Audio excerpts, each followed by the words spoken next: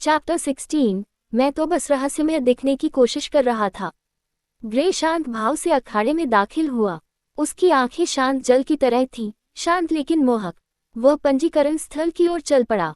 शुभ दिन महोदय, मैं परीक्षा के लिए पंजीकरण कराना चाहती हूँ।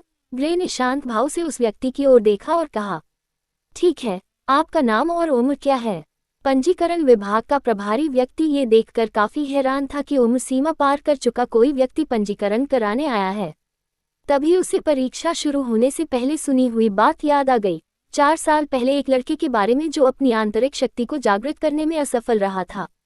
ग्रे, मैं 16 साल का हूँ, ग्रे ने विनम्रता से उत्तर दिया। ठीक है, आपका नाम पुकारे जाने वाला 21वां व्यक्ति होगा। वे पहले ही 8वें व्यक्ति तक पहुँच चुके हैं। यदि आपका नाम पुकारे जाने के 1 मिनट के भीतर आप मंच पर नहीं पहुंचे, तो आपको इस वर्ष परीक्षा देने का मौका नहीं मिलेगा और आपको अगले वर्ष तक प्रतीक्षा करनी होगी, उन्होंने ग्रे को नियम बताए। जी हाँ महोदय, फिर भी धन्यवाद। ग्रे ने माथा की तलाश में स्टैंड की ओर जाने से पहले उस व्यक्ति को धन्यवाद दिया।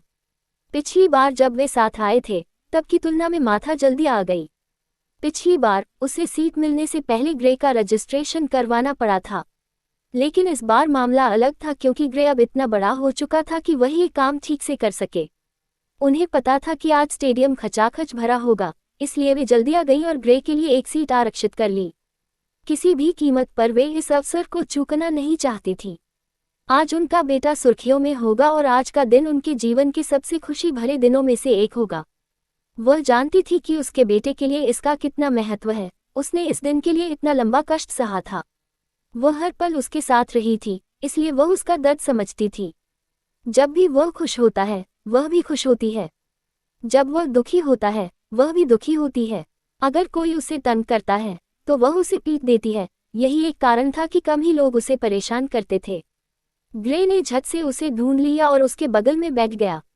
उसके शांत चेहरे को देखकर सब हैरान रह गए। ऐसा लग रहा था जैसे वह बिल्कुल भी घबराया हुआ नहीं था। उन्हें लगा था कि उसके चेहरे पर गंभीर भाव होंगे, लेकिन अगर उनकी जगह कोई और होता तो वे बुरी तरह डर जाते। जैसे, अगर मैंने अभी तक अपनी शक्ति को जागृत नहीं किया है तो क्या होगा? प्रतिनिधियों ने युवक पर अपनी निगाहें गड़ा दी। उनका व्यवहार अद्भुत है, लूना अकादमी के प्रतिनिधि ने आश्चर्य से कहा। अन्य प्रतिनिधियों ने सहमति में सिर हिलाया। ग्रे के लिए यह एक बड़ा दिन था और उस पर दबाव बहुत अधिक होगा। अगर वह अपनी शक्ति को जागृत नहीं कर सका तो उसका खेल पूरी तरह से खत्म हो जाएगा। इतनी बड़ी भीड़ के सामने भी उसका इतना शांत दिखना, जबकि वह जानता था कि वे सब उसे असफल होते देखने आए हैं, वाकई सराहनीय था। जोनास ने कुछ देर तक ग्रे को देखा। ऐसा लगा जैसे ग्रे को उसकी निगाहें महसूस हो गईं और उसने उसकी तरफ देखा। दोनों कुछ देर तक एक दूसरे को देखते रहे, फिर अपनी निगाहें हटा लीं। अभी अभी उसकी नज़रें मिलते ही मुझे अचानक हीन भावना क्यों महसूस हुई? ऐसा होना नामुमकिन है, जरूर कोई गलती है। जोनास मन ही मन घबरा गया। जब ग्रे ने उसे देखा तो उसे कुछ ऐसा महसूस हुआ जो उसे अकादमी में अपने सीनियर्स के साथ ही महसूस होता था। ये हीन भावना थी जो उसे अपने हम उम्र साथियों के बीच शायद ही कभी महसूस होती थी। उसकी उम्र के जिन लोगों को वह अपना आदर्श मानता है, वे या तो नीले रंग की प्रतिभा वाले दुर्लभ दानव हैं या फिर दोहरी तत्व शक्ति वाले हैं। उसने अपनी उम्र के केवल 3 लोगों के बारे में सुना था जिनके पास नीली प्रतिभा थी, और उनमें से भी केवल एक ही दोहरी तत्व शक्ति वाला था। दोहरी तत्ववादी प्रतिभा वाले लोग नीली प्रतिभा वाले लोगों से भी कहीं अधिक दुर्लभ थे। वे बहुत कम दिखाई देते थे और अपने स्तर के लोगों से कहीं अधिक शक्तिशाली थे। 2 तत्वों से सशक्त होने के कारण वे बिना किसी समस्या के कई स्तरों पर आसानी से लड़ सकते थे। जोनास को देखकर ग्रे को कोई भावना महसूस नहीं हुई। वह जानता था कि भले ही जोनास अभी उससे बेहतर है, लेकिन उसे बराबरी करने और उससे आगे निकलने में ज़्यादा समय नहीं लगेगा। जब तक वह मेहनती बना रहेगा, वह सबसे ताकतवर बन जाएगा। देखें कि ग्रे फिर कैसे विफल हुआ। माथा ने आत्मविश्वास से चारों ओर देखा। उसे पता था कि उसका बेटा सबको चौंका देगा। वह उनकी प्रतिक्रिया देखने के लिए बेताब थी। बड़े शिक्षक ने हमेशा की तरह आराम किया और परीक्षा शुरू करने से पहले नई सूची ले आए। ग्रे ने शांत भाव से परीक्षा दे रहे बच्चों को देखा। कुछ बच्चे अपने नतीजों से खुश थे, जबकि कुछ दुखी थे। यही तो जीवन है, हर कोई सफल नहीं हो सकता। लेकिन कुछ बच्चे ऐसे भी थे जिन्हें अपने कौशल के स्तर की परवाह नहीं थी। कुछ आगे बढ़ने के लिए बने थे, जबकि कुछ असफल हो जाते हैं, लेकिन कुछ ऐसे भी थे जिन्हें किसी बात की परवाह नहीं थी। ये तो महान समूह हैं। वे सिर्फ परीक्षा देने आए थे क्योंकि उन्हें आना ही था और कुछ नहीं। समय बहुत धीरे धीरे बीत रहा था, मानो समय कछुए की चाल से चल रहा हो। आमतौर पर वे 20वें नाम तक पुकार चुके होते, लेकिन वे अभी भी 15वें नाम पर ही अटके हुए थे। सभी लोग दिन की मुख्य घटना का बेसब्री से इंतजार कर रहे थे। ग्रे को वातावरण में बेचैनी महसूस हो रही थी। ऐसा लग रहा था मानो वे सब चाहते थे कि वह तुरंत परीक्षा दे दे। मूर्खों, मैं अपने परिणाम से तुम सबको डरा दूंगा, ग्रे ने मन ही मन उपहास किया। लंबे इंतजार के बाद दर्शकों ने आखिरकार उस नाम को सुना जिसका वे इंतजार कर रहे थे। अगला नंबर ग्रे का है, बड़े ने सूची में अगला नाम पुकारा। उन्हें भी इस परीक्षा के परिणाम को लेकर कुछ आशंकाएं थीं। क्या वह अपना भाग्य बदल पाएगा या अंधकार में और भी गहराई तक डूब जाएगा?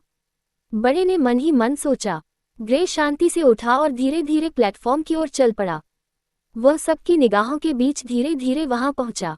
ये बच्चा जानबूझकर ऐसा कर रहा है, माथा ने ग्रे की धीमी चाल देखकर शिकायत की।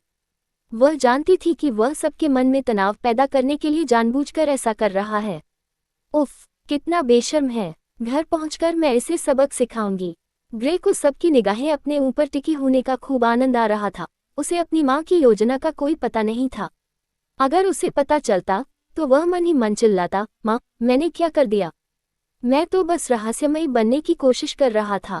जब वह प्लेटफॉर्म पर पहुंचा तो सबकी निगाहें अब भी उस पर टिकी हुई थीं।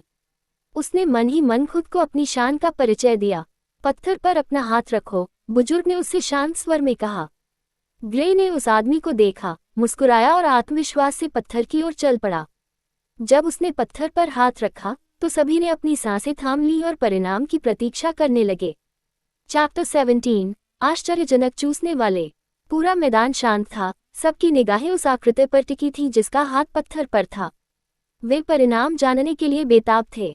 समय धीरे धीरे बीत रहा था, सेकंड धीमी गति से आगे बढ़ रहे थे। उनके दिल उत्सुकता से धड़क रहे थे। परिणाम क्या होगा, यही सवाल उनके मन में था। जोनास और प्रतिनिधियों के मन में भी यही विचार थे। वे मंच के करीब थे, इसलिए उन्होंने देखा कि ग्रे कितना शांत दिख रहा था। वह सचमुच बाकियों से अलग है, प्रतिनिधियों में से एक ने कहा। वे सभी आलसी दिखने वाले ग्रे की ओर देखने लगे जिसका हाथ पत्थर पर था। पत्थर पर हाथ रखते हुए ग्रे के चेहरे पर एक सुस्त भाव था। वह उस व्यक्ति जैसा नहीं लग रहा था जिसने पहले कभी अपनी शक्ति को जागृत करने में असफल रहा हो। ऐसा लग रहा था मानो वह पहली बार ये परीक्षा दे रहा हो और उसे परिणाम की कोई परवाह न हो। कुछ समय बाद वह रहस्यमयी ऊर्जा उसके शरीर से निकलकर पत्थर में समा गई। एल्डर परिणाम की पुष्टि करने के लिए पास गया और परिणाम देखकर वह ग्रे को देखकर अचंभित रह गया। कृपया अपना हाथ फिर से पत्थर पर रखें, ये कहते हुए बुजुर्ग के लहजे में थोड़ा बदलाव आया।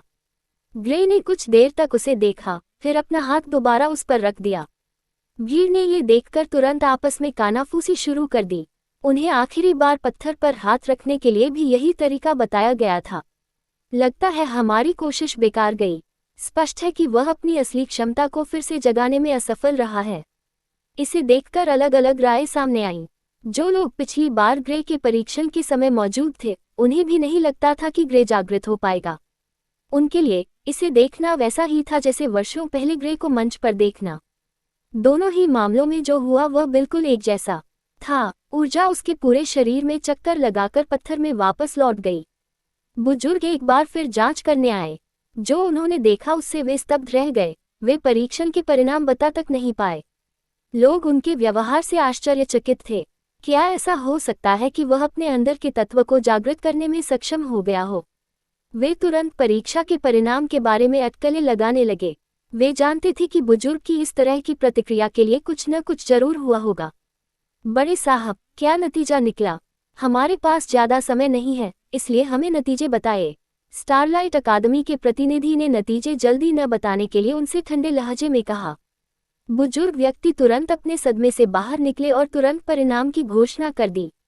ग्रे, बिजली तत्व के बैंगनी श्रेणी के प्रतिभाशाली और पृथ्वी तत्व के गुलाबी श्रेणी के प्रतिभाशाली, उसने जोर से घोषणा की। जब सबको नतीजा पता चला तो सब अचंभित रह गए। ग्रे के चेहरे पर भी हैरानी के भाव थे। जोनास के चेहरे पर अविश्वास का भाव था। द्वितत्ववादी ग्रे एक दुर्लभ ड्यूल एलिमेंटलिस्ट था और उससे भी अधिक चौंकाने वाली बात यह थी कि उसके पास बिजली का तत्व भी था, हालांकि पृथ्वी तत्व के लिए उसकी प्रतिभा का स्तर इतना ऊंचा था, लेकिन इससे ये तथ्य नहीं बदलता कि वह एक ड्यूल एलिमेंटलिस्ट है। माथा ने अपने बेटे को हैरानी से देखा, क्या उसे इसके बारे में पता था? घर पहुंचकर बात करेंगे। वह इस घटना से अपना ध्यान भटकाना नहीं चाहती थी। आज ग्रे ने उन सबको शर्मिंदा कर दिया था, और तो और उसने उसे भी चौंका दिया था जो उसके साथ रहती थी। क्या एल्डर ने अभी अभी दो अलग अलग तत्वों का जिक्र किया? हाँ, बिजली और पृथ्वी तत्व। वह एक ड्यूल एलिमेंटलिस्ट है। भीड़ शांत नहीं हो पा रही थी। न केवल भीड़ उत्तेजित थी, बल्कि प्रतिनिधि भी उससे कहीं अधिक उत्तेजित थे। यह एक अनूठी प्रतिभा है। उसका प्रत्येक तत्व उसे पुनर्तः संतुलित करता है। एक तत्व आक्रमण के लिए है, जबकि दूसरा मुख्य रूप से रक्षा के लिए उपयोग किया जाता है। जोनास चुपचाप देखता रहा, कुछ बोल नहीं पाया। दोनों अकादमियों के प्रतिनिधि तो इस बात पर बहस करना भी भूल गए कि उसे किस अकादमी में दाखिला मिलेगा। ग्रे ने सबकी प्रतिक्रियाओं और उनके हाव भाव को देखा। मैं इस दिन को हमेशा याद रखूंगा। ग्रे को खुद पर गर्व था। उसने अपनी निगाहों से माथा को ढूंढा और देखा कि वह उसकी ओर मुस्कुरा रही है। वह प्लेटफॉर्म से निकलकर अपनी मां की ओर चल पड़ा। स्तब्ध भीड़ अभी भी सुनी हुई बात को पचा नहीं पा रही थी। प्रतिनिधियों ने तुरंत संभलकर ग्रे को रुकने के लिए कहा। रुको, तुम किस अकादमी में शामिल होना चाहोगे? चंद्र अकादमी के वरिष्ठ अधिकारी ने कहा। इसमें चुनने के लिए क्या है? स्टारलाइट अकादमी ही सबसे अच्छी है, स्टारलाइट अकादमी के प्रतिनिधि ने घमंड से कहा। ग्रे ने उनकी तरफ देखा और मन ही मन मुस्कुराया। मैं लूना अकेडमी में दाखिला लूंगा। ग्रे ने जवाब देने में जरा भी देर नहीं की। लूना अकेडमी के प्रतिनिधि के बारे में उसकी अच्छी राय थी। उसे अभी भी याद था कि पिछली बार परीक्षा के लिए आने पर प्रतिनिधि ने उसका हौसला कैसे बढ़ाया था। ग्रे प्लेटफॉर्म से उतरकर अपनी मां की ओर चल पड़ा। भीड़ अभी भी उस दृश्य के सदमे से उबर नहीं पाई थी। परिणाम सुनकर डेरेक का चेहरा पीला पड़ गया। वह जानता था कि उन दोनों के बीच दुश्मनी थी, इसलिए जब उसने ग्रे की मौजूदा स्थिति के बारे में सोचा तो वह डरने से खुद को रोक नहीं पाया। सभी की प्रतिक्रिया देखकर ग्रे को अंदर ही अंदर बहुत खुशी महसूस हुई। हे, बेवकूफों को झटका लगा। ग्रे मन ही मन हंसा। जीत का एहसास वाकई बहुत अच्छा था। इतने लंबे समय तक उपहास सहने के बाद अब वह खाई से बाहर निकलकर सबके सामने सीधा खड़ा हो गया था। फिर भी उसके सामने कोई कुछ बोल नहीं पा रहा था। शाबाश ग्रे, तुमने उन्हें सचमुच चुप करा दिया, और तुमने मुझे गर्व महसूस कराया है, माथा ने अपने चेहरे पर बड़ी सी मुस्कान के साथ कहा। बेशक, मैं सबसे अच्छा हूँ। मुझसे इससे कम की उम्मीद तो आपने की ही होगी, है ना? ग्रे ने कंधे उचकाते हुए हल्की हंसी के साथ कहा। अगर तुमने एक बार भी अपनी तारीफ नहीं की तो क्या तुम मर जाओगे? माथा ने ऐसी नज़र से पूछा जिससे ग्रे बुरी तरह डर गया। ग्रे ने तुरंत अपना सिर नीचे कर लिया। जाहिर तौर पर उसका जवाब देने का कोई इरादा नहीं था।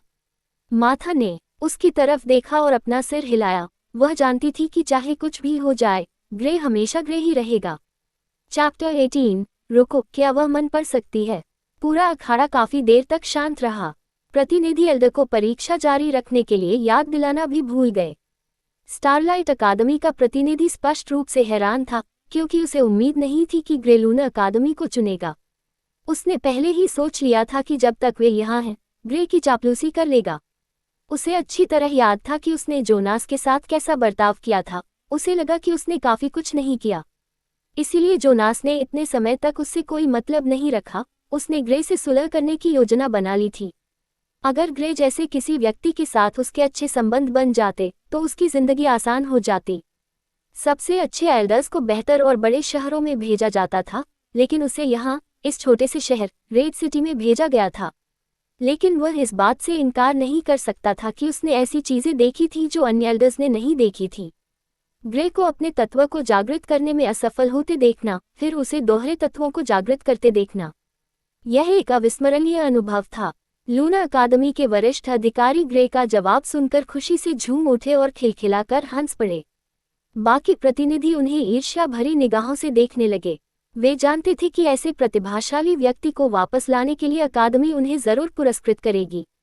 भले ही संप्रदाय में यही उनकी एकमात्र उपलब्धि हो, फिर भी यह गर्व करने लायक बात थी। अन्य अकादमियों के प्रतिनिधियों को इस बात से चिढ़ हुई कि ग्रे ने बिना सोचे समझे सीधे सीधे उन्हें चुन लिया। उसे कम से कम सभी को मौका देना चाहिए था, इससे पहले कि वह तय करता कि उसे किसमें शामिल होना है। हालांकि अधिकांश प्रतिभाशाली छात्र स्टारलाइट अकादमी की ओर रुख करते हैं, लेकिन कम से कम कुछ ऐसे भी थे जिन्होंने उन्हें चुना था। जोनास ने आसपास की सारी स्थिति को जटिल भाव से देखा। उसे याद आया कि जब उसने अपना टेस्ट दिया था तो कितना हंगामा हुआ था। लेकिन ग्रे के मुकाबले ये चर्चा का विषय नहीं था। जब उसने स्टारलाइट अकादमी में शामिल होने का फैसला किया तो अन्य प्रतिनिधियों को केवल एक प्रतिभाशाली छात्र को खोने का दुख हुआ, लेकिन ग्रे को खोने पर उनकी वर्तमान प्रतिक्रियाएं स्पष्ट रूप से केवल दुख से कहीं अधिक हैं। उसने ग्रे के मुस्कुराते चेहरे को देखा और अचानक चिढ़ गया। इसमें गर्व करने जैसी क्या बात है? मैं पहले ही प्लेन्स में तुमसे आगे निकल चुका हूँ। तुम चाहे ड्यूल एलिमेंटलिस्ट ही क्यों न हो, मेरी बराबरी नहीं कर सकते। जोनास को हमेशा से ही सबका ध्यान अपनी ओर खींचना अच्छा लगता था। उसे हर किसी की निगाहें अपनी ओर खींचना पसंद था। लेकिन ग्रे के आने से सब कुछ बदल गया। जो बच्चे पहले उसे श्रद्धा से देखते थे, अब वे ग्रे को ऐसे घूरते थे मानो वह किसी भगवान से भी बढ़कर हो। आप परीक्षा क्यों रोक रहे हैं? हमारे पास पूरा दिन नहीं है, जोनास ने तुरंत चिढ़कर परीक्षा के प्रभारी एल्डर से ठंडे लहजे में कहा। बड़े बुजुर्ग ने तुरंत अपना संयम वापस पा लिया और जल्दी से सूची में अगला नाम पुकारा। जिस बच्चे का नाम पुकारा गया वह वहीं खड़ा रह गया, मानो वह अपना नाम पूरी तरह भूल गया हो। भीड़ अभी भी उस घटना से उबर नहीं पाई थी, इसलिए उसे दोष नहीं दिया जा सकता था। बड़े ने दूसरी बार नाम पुकारा, जिसके बाद बच्चा परीक्षा देने के लिए जल्दी से आगे बढ़ा। पूरे अखाड़े में परीक्षा के बाकी हिस्से को लेकर कोई उत्साह नहीं था, क्योंकि वे जानते थे कि परीक्षा का मुख्य भाग वे पहले ही देख चुके हैं। परीक्षा समाप्त होते ही भीड़ स्तब्ध रह गई। 4 साल पहले अपनी शक्ति को जागृत करने में असफल रहा लड़का वास्तव में एक दोहरी शक्ति का स्वामी निकला। ये चौंकाने वाला था, किसी ने भी ऐसी घटना की उम्मीद नहीं की थी। जिन लोगों ने पहले उसका मजाक उड़ाया था, वे सब डरने लगे। उन्हें ऐसा लगा जैसे वे आग में खड़े हों, कहीं वो मुझसे बदला न ले ले। यही सब सोच रहे थे। कुछ लोग तो ग्रे को बधाई देने के लिए उनके घर तक गए, उससे बात करने के लिए। यह आश्चर्यजनक है कि 12 साल की उम्र में आप अपने तत्व को जागृत नहीं कर पाए थे, लेकिन अब कर पाए। ये सचमुच एक दुर्लभ दृश्य है, प्रतिनिधि ने आह भरते हुए कहा। ये सब सीनियर के शब्दों की बदौलत ही संभव हो पाया कि मैं डटा रहा और हिम्मत नहीं हारी, ग्रे ने शांत भाव से कहा। जब उसने उन्हें देखा तो उसे अचानक याद आ गया कि उसने क्या कहा था। सच तो यह है कि उसे ये भी याद नहीं था कि वह अखाड़े से बाहर कैसे निकला। उसे क्या बताया गया था ये तो दूर की बात है, लेकिन प्रतिनिधि के सामने उसे अच्छा व्यवहार दिखाना ही था। मुझे याद है तुमने क्या कहा था कि ग्रे क्या सोचता था। वह सचमुच उसके जीवन का सबसे बुरा दिन था। मैंने तो बस आपको प्रोत्साहित करने के लिए ऐसा कहा था। सच कहूं तो मैंने आज तक किसी को असफल होने के बाद अपनी प्रतिभा को फिर से जागृत करते नहीं देखा। मैंने तो बस किताबों में ही इसके बारे में पढ़ा है, प्रतिनिधि ने मुस्कुराते हुए कहा। वैसे मेरा नाम क्रिस है, आप मुझे बड़े भाई क्रिस कह सकते हैं। क्रिस ने ग्रे को अपना नाम बताया। मुझे लगता है मैं सीनियर के साथ ही रहूंगा, ग्रे ने मुस्कुराते हुए कहा। हालांकि ग्रे थोड़ा शरारती था, लेकिन वह सम्मानशील भी था। उसकी माँ ने उसे यही सिखाया था, इसलिए चाहे वह एक दिन उनसे अधिक शक्तिशाली हो जाए या अपने चरम पर पहुंच जाए, उसके बड़े हमेशा उसके बड़े ही रहेंगे। लेकिन कुछ मौकों पर उसने कुछ बड़ों के प्रति अनादर दिखाया था, क्योंकि हर कोई बड़ों के सम्मान का पात्र नहीं होता। माथा लगभग इस हद तक पहुंच गई थी कि वह अपने सभी मेहमानों को भगा देना चाहती थी। सौभाग्य से वे स्वयं ही चले गए। यदि ग्रे वहां मौजूद होता तो वह जाने वाले मेहमानों की आंखों में स्पष्ट भय देख पाता। जब ग्रे ने उसे अंदर आते देखा तो उसने पूछा, माँ क्या वे सब चले गए? हाँ, उन्होंने कहा कि उन्हें कुछ काम थे, इसलिए वे जल्दी चले गए, माथा ने जवाब दिया। ग्रे कुछ देर तक उसे देखता रहा, उसे यकीन नहीं हो रहा था। उसने उन्हें डराकर भगा दिया होगा, ग्रे ने सोचा। माथा ने अचानक ग्रे की ओर तीखी नजर से देखा। ग्रे को लगा जैसे उसकी रीढ़ की हड्डी में सिहरन दौड़ गई हो। उसकी नज़र से ऐसा लग रहा था मानो माथा जानती हो कि वह क्या सोच रहा है। वह मुझे इस तरह क्यों देख रही है? क्या उसे पता है कि मैं क्या सोच रहा हूँ? नहीं, असंभव। ग्रे सचमुच डर गया था। चैप्टर 19, काश तुम यहाँ होते। क्रिस ने माँ और बेटे की जोड़ी को देखा। वह स्पष्ट रूप से इस बात से हैरान था कि माथा द्वारा ग्रे के प्रश्न का उत्तर देने के बाद अचानक सन्नाटा छा गया था। ग्रे, तुमने हमारे मेहमान के लिए चाय तक क्यों नहीं मंगवाई? माथा ने चुप्पी तोड़ते हुए पूछा। मेहमानों के आने की वजह से वह क्रिस का स्वागत स्वयं नहीं कर पाई थी। जब उसने देखा कि ग्रे ने उसके लिए चाय तक नहीं बनाई तो उसने तुरंत उसे डांट लगाई। कोई बात नहीं, मेरा यहाँ ज्यादा देर रुकने का इरादा नहीं था। मैं तो बस ग्रे से यह पुष्टि करने आया था कि वह मेरे साथ अकादमी के लिए कब रवाना हो पाएगा, क्रिस ने मुस्कुराते हुए कहा। ये सुनकर माथा ने ग्रे की ओर देखा, जिससे स्पष्ट हो गया कि निर्णय लेना ग्रे का काम है। ग्रे ने जब माथा की नज़र देखी तो वह समझ गया कि वह क्या कहना चाहती है। जब वह जवाब देना चाहता था तो एकदम रुक गया। वह साधना शुरू करने को लेकर उत्साहित था, इसलिए वह कहना चाहता था कि वे अगले दिन निकल सकते हैं। लेकिन जब उसने इस बारे में सोचा तो उसे लगा कि वह भाग्यशाली है। बाल बाल बच गए। अगर मैंने कल जाने की इच्छा जताई होती तो वो जरूर भड़क जाती, ग्रे ने गहरी सांस लेते हुए सोचा। हालांकि उसने ये बात अपने मन में कही, पर वो जानता था कि वो उसे इतनी जल्दी नहीं छोड़ सकता। वो उसके साथ समय बिताना चाहता था। जब तक उसका असली स्वभाव जागृत नहीं हुआ था, वह पूरी तरह से प्रशिक्षण में लीन था। अब वह जल्द ही रवाना होने वाला था। अगर वह अपनी प्यारी माँ के साथ कुछ समय नहीं बिताएगा तो यह उसकी गलती होगी। ग्रे ने कहा, मुझे लगता है कि जाने से पहले मुझे 1 सप्ताह रुकना पड़ेगा। ये सुनकर माथा को अंदर ही अंदर खुशी हुई। वह जानती थी कि ग्रे खेती करने के लिए कितना उत्सुक था, लेकिन उसने सिर्फ उसके लिए 1 सप्ताह रुकने का फैसला किया था। ठीक है, मैं 1 हफ्ते बाद वापस आऊंगा। तब तक मैं शहर में ही रहूंगा। क्रिस ने सिर हिलाया और जाने की तैयारी करने लगा। ठीक है, ग्रे ने क्रिस को दरवाजे तक पहुंचाया। अपना ख्याल रखना, अभी के लिए अलविदा, क्रिस ने जाने से पहले कहा। ठीक है, अलविदा। ग्रे ने घर में वापस जाने से पहले उसे हाथ हिलाकर विदा किया। जब वह अंदर आया तो उसने माथा की ओर देखा, जो खड़ी होकर उसे प्यार भरी निगाहों से देख रही थी।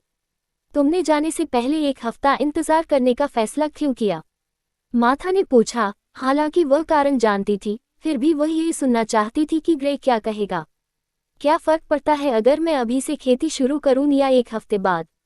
मैंने सिर्फ 1 हफ्ते का ब्रेक लिया है, ताकि इतने दिनों की लगातार ट्रेनिंग के बाद मुझे आराम मिल सके, ग्रे ने कहा। जब माथा ने उसका जवाब सुना तो उसके मुस्कुराते चेहरे का भाव तुरंत बदल गया। उसके चेहरे के भाव में आए इस बदलाव को देखकर ग्रे जोर से हंस पड़ा। मैं तो बस मजाक कर रहा था माँ। जाने से पहले मैं दुनिया की सबसे अच्छी माँ के साथ कुछ समय बिताना चाहता था। अगर मैं तुरंत चला जाता तो क्या मैं एक बुरा बच्चा नहीं होता? ग्रे ने माथा को अपना असली कारण बताते हुए हंसते हुए कहा। ये सुनकर माथा के चेहरे पर तुरंत एक प्यारी सी मुस्कान आ गई। शुक्र है कि तुम अब भी अपनी माँ को याद करते हो। बेशक, जब मैं यहाँ नहीं रहूँगा तो मुझे तुम्हारी बहुत याद आएगी। इसके अलावा मैं उस खूबसूरत महिला को नहीं देख पाऊंगा जो हर दिन मेरे जीवन को रोशन करती है, ग्रे ने शरारती अंदाज में कहा। अपनी ये मजाक मस्ती अकादमी की युवा लड़कियों के लिए बचा कर रखो। ग्रे की ये मजाक मस्ती सुनकर माथा ने आंखें घुमाई। उसे अंदर ही अंदर अच्छा भी लगा। वैसे आप ड्यूल एलिमेंटलिस्ट कैसे हैं? आपने मुझे बताया ही नहीं कि आप एक नए तत्व को समझते हैं। माथा ने वह सवाल पूछा जो वह परिणाम सुनने के बाद जानना चाहती थी। उनकी आवाज में स्पष्ट रूप से आश्चर्य झलक रहा था। बिल्कुल अप्रत्याशित। खैर, ये तुम्हारे लिए अच्छी बात है। बस मुझे नहीं लगता कि तुम्हारे लिए नई चीजों को समझना आसान होगा। इस बार तुम भाग्यशाली रहे। उम्मीद है कि तुम्हारा भाग्य आगे भी ऐसा ही बना रहे, माथा ने गंभीरता से कहा। हाँ, अब मुझे तत्वों को समझने और उनका अध्ययन करने पर ध्यान देना होगा।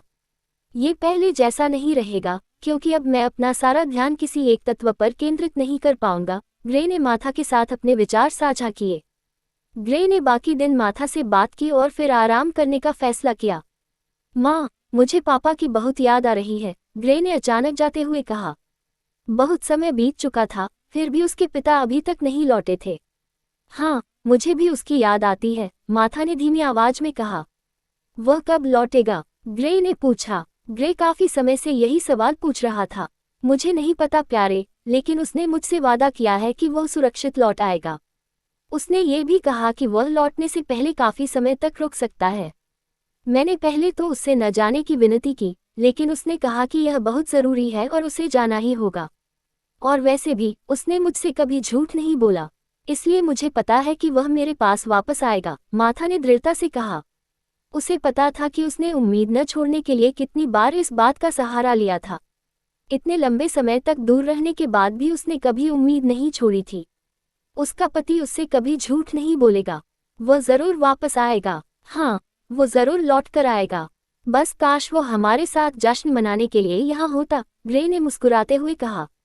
उसे पता था कि इस विषय को उठाने से उनका जश्न का माहौल बिगड़ जाएगा, लेकिन उसे ये बात उठानी ही थी। माथा ने मुस्कुराते हुए ग्रे की ओर देखा। वह सचमुच उससे बहुत प्यार करती थी। उसने ग्रे को उसके बुलावे के दौरान किए गए प्रदर्शन के लिए छुट्टी देने का फैसला किया।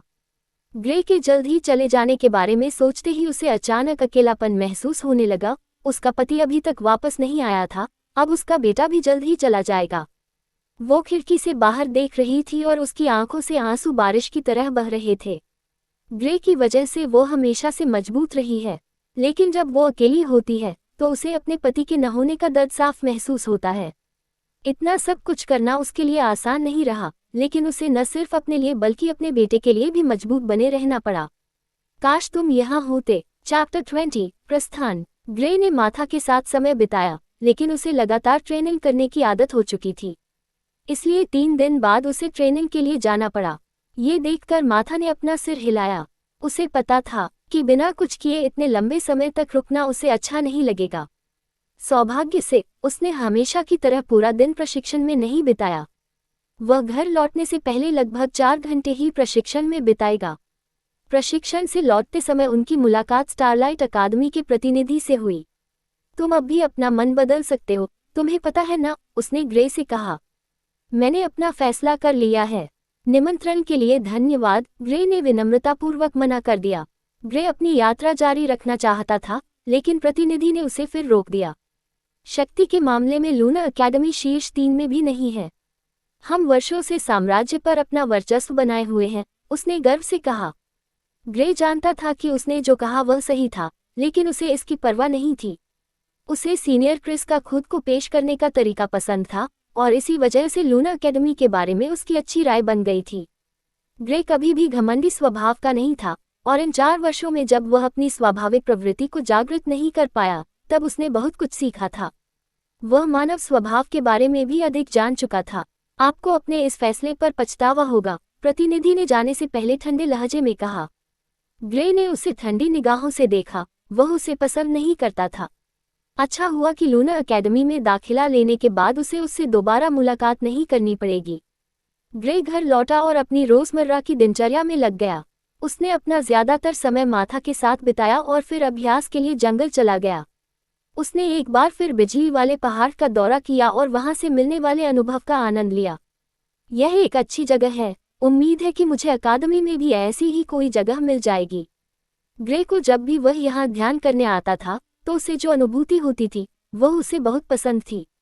तत्ववादी ध्यान लगाकर साधना करते हैं। वे अपने शरीर में उन तत्वों के कण आकर्षित करने का प्रयास करते हैं, फिर तत्ववादी द्वारा उन्हें परिष्कृत किया जाता है।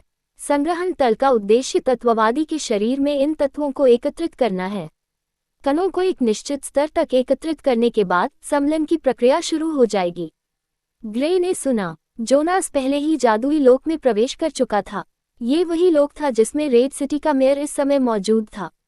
ग्रे अपनी साधना यात्रा शुरू करने के लिए बेताब था, बस इसके बारे में सोचकर ही वह उत्साहित हो जाता था। ग्रे ने अपनी यात्रा की तैयारी की और जल्द ही उसके जाने में केवल 1 दिन शेष रह गया। सीनियर क्रिस शहर के एक सराय में ठहरे हुए थे, इसलिए उन तक पहुंचना कोई समस्या नहीं होगी।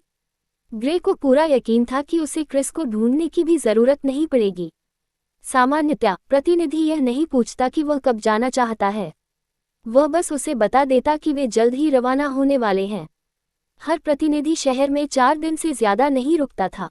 उन्हें यहाँ आना बिल्कुल पसंद नहीं था, इसलिए अगर उन्हें ज्यादा दिन रुकना पड़ता तो वे हमेशा नाराज हो जाते थे। लेकिन ग्रे की प्रतिभा के कारण उसे 1 हफ्ते के लिए रुकना पड़ा ताकि वह ग्रे की मांगें पूरी कर सके। हालांकि वह उसकी चापलूसी नहीं कर रहा था, लेकिन उसे नाराज करने की कोशिश भी नहीं कर रहा था। यही एक कारण था कि ग्रे उनका और भी अधिक सम्मान करने लगा था। ग्रे जानता था कि अगर कोई और प्रतिनिधि होता तो वे उसकी चापलूसी करने की कोशिश करते। इसी वजह से लूना अकेडमी के बारे में उसकी जिज्ञासा भी और बढ़ गई। अगर अकादमी प्रतिनिधि द्वारा प्रस्तुत की गई स्थिति के अनुरूप नहीं है तो वह बहुत निराश होगा। हालांकि एक ड्यूल एलिमेंटलिस्ट होने के नाते उसे कोई समस्या नहीं होगी, फिर भी उसे काफी चिंता होगी। ग्रे का खेती करने का सपना साकार होने ही वाला था, लेकिन वह अकेली रह जाने के कारण दुखी थी। अचानक उसके मन में एक विचार आया और उसने तुरंत एक निर्णय लिया। ग्रे, मैं तुम्हारे पिता से मिलने जा रही हूँ, माथा अचानक बोली। तुम्हें पता है पापा कहाँ हैं? ग्रे ने हैरानी भरे लहजे में पूछा। बेशक, क्या वह मुझे बिना बताए ही जाने की हिम्मत करेगा कि वह कहाँ जाना चाहता है? माथा ने उपहास उड़ाते हुए कहा। दरअसल अगर तुम न होते तो मैं भी उसके साथ चली जाती। तुम ही एकमात्र कारण थे जिसने मुझे यहाँ रोके रखा था। अब चूंकि तुम अकादमी जाने वाले हो तो मैं बिना तुम्हारी चिंता किए निश्चिंत होकर जा सकूंगी, माथा ने ग्रे की गालों को सहलाते हुए कहा। ग्रे ने इस बारे में सोचा और उसे लगा कि यह सही फैसला है। यहाँ रहने से उसे कुछ भी हासिल नहीं होगा। तो मैं तुम्हें कैसे ढूंढूंगा? ग्रे ने पूछा। वह जानना चाहता था कि वे कहाँ हैं ताकि अगर वह उन्हें ढूंढने जाना चाहे तो यह आसान हो। अभी हमारी चिंता मत करो, मैं वहां पहुंचकर तुम्हें संदेश भेज दूंगी। अभी तुम बस अपनी साधना पर ध्यान दो, माथा ने ग्रे को दिलासा दिया। वह चाहती थी कि वह पूरी तरह से अपनी साधना पर ध्यान दे। वह पहले ही पिछड़ चुका है, इसलिए उसे पूरी तरह से अपनी साधना पर ध्यान देना होगा। ठीक है माँ, लेकिन मुझे संदेश भेजना मत भूलना ताकि मैं तुम्हारे बारे में चिंतित न हो जाऊं। उसे अपने पिता से बात किए हुए बहुत समय हो गया था। अगर उसकी माँ की बात भी शामिल हो जाती तो उसके लिए यह बहुत दुखद होता। कुछ देर बाद क्रिस आया और उसने पूछा, ग्रे, क्या तुम तैयार हो? हाँ, ग्रे ने उत्तर दिया। ठीक है, मेरे साथ आओ, क्रिस ने घर से बाहर निकलने से पहले जवाब दिया और शहर के द्वार की दिशा में चल पड़ा। बाहर निकलने से पहले ग्रे ने माथा को गले लगाया। वह कुछ देर बाहर खड़ा होकर घर को देखता रहा, फिर क्रिस के पीछे पीछे चल पड़ा। जब वे शहर के द्वार से अंदर गए तो ग्रे को अचानक पुरानी यादें सताने लगीं। वह उस शहर को एक बार फिर देखने से खुद को रोक नहीं पाया जहां उसने अपना पूरा जीवन बिताया था। जब उसने पीछे मुड़कर देखा तो माथा उससे कुछ ही दूरी पर आंसुओं से भरी आंखों से खड़ी थी। उनके जीवन का एक नया चरण शुरू होने वाला था। चैप्टर 21, मुझे शांति से प्रशंसा करने दो। ग्रे ने क्रिस का पीछा किया और पूर्व दिशा की ओर चल पड़ा। वे एक जंगल के पास पहुंचे। ग्रे ने उत्सुकता से चारों ओर देखा। वह अपनी यात्रा को लेकर बहुत उत्साहित था। उन्हें जंगल की ओर जाते देख ग्रे ने पूछे बिना नहीं रह सका, सीनियर, क्या हम अकादमी पैदल ही जाएंगे? ग्रे असमंजस में था। मैं किस मुसीबत में फंस गया हूँ? कम से कम उन्हें हमें वहां ले जाने के लिए एक गाड़ी तो तैयार रखनी चाहिए थी। ग्रे का सवाल सुनकर क्रिस हंस पड़ा। हाँ हाँ हाँ, बिल्कुल नहीं। मेरे साथ आओ, मैं तुम्हें हमारी सवारी दिखाता हूँ। क्रिस ने ग्रे को अपने पीछे जंगल में आने का इशारा किया। ग्रे ने उसे संदेह भरी नजरों से देखा और फिर जंगल की ओर चल पड़ा। वे कुछ देर तक चलते रहे, फिर जंगल के एक खुले मैदान में पहुंच गए। ग्रे ने जो देखा उसे देखकर वह दंग रह गया। खुले मैदान में घास पर एक विशाल पक्षी जैसा प्राणी लेटा हुआ था। जब ग्रे उसके करीब पहुंचा और उसे करीब से देखा तो वह और भी आश्चर्यचकित हो गया। यह एक पौराणिक प्राणी था। उसका सिर चील जैसा था। वह चमकदार भूरे पंखों से ढका हुआ था और उसकी चोंच खतरनाक रूप से मुड़ी हुई थी। उसके सिर पर पंखों के 2 गुच्छे ऐसे उभरे हुए थे मानो कान हो। उसके कंधों पर शक्तिशाली पंखों से ढके पंखों का एक जोड़ा उसकी पीठ पर मुड़ा हुआ दिखाई दे रहा था। पंखों के पीछे पंख भूरे रंग के फर में विलीन हो जाते थे और फिर शेर के शरीर जैसा कुछ दिखाई देने लगता था।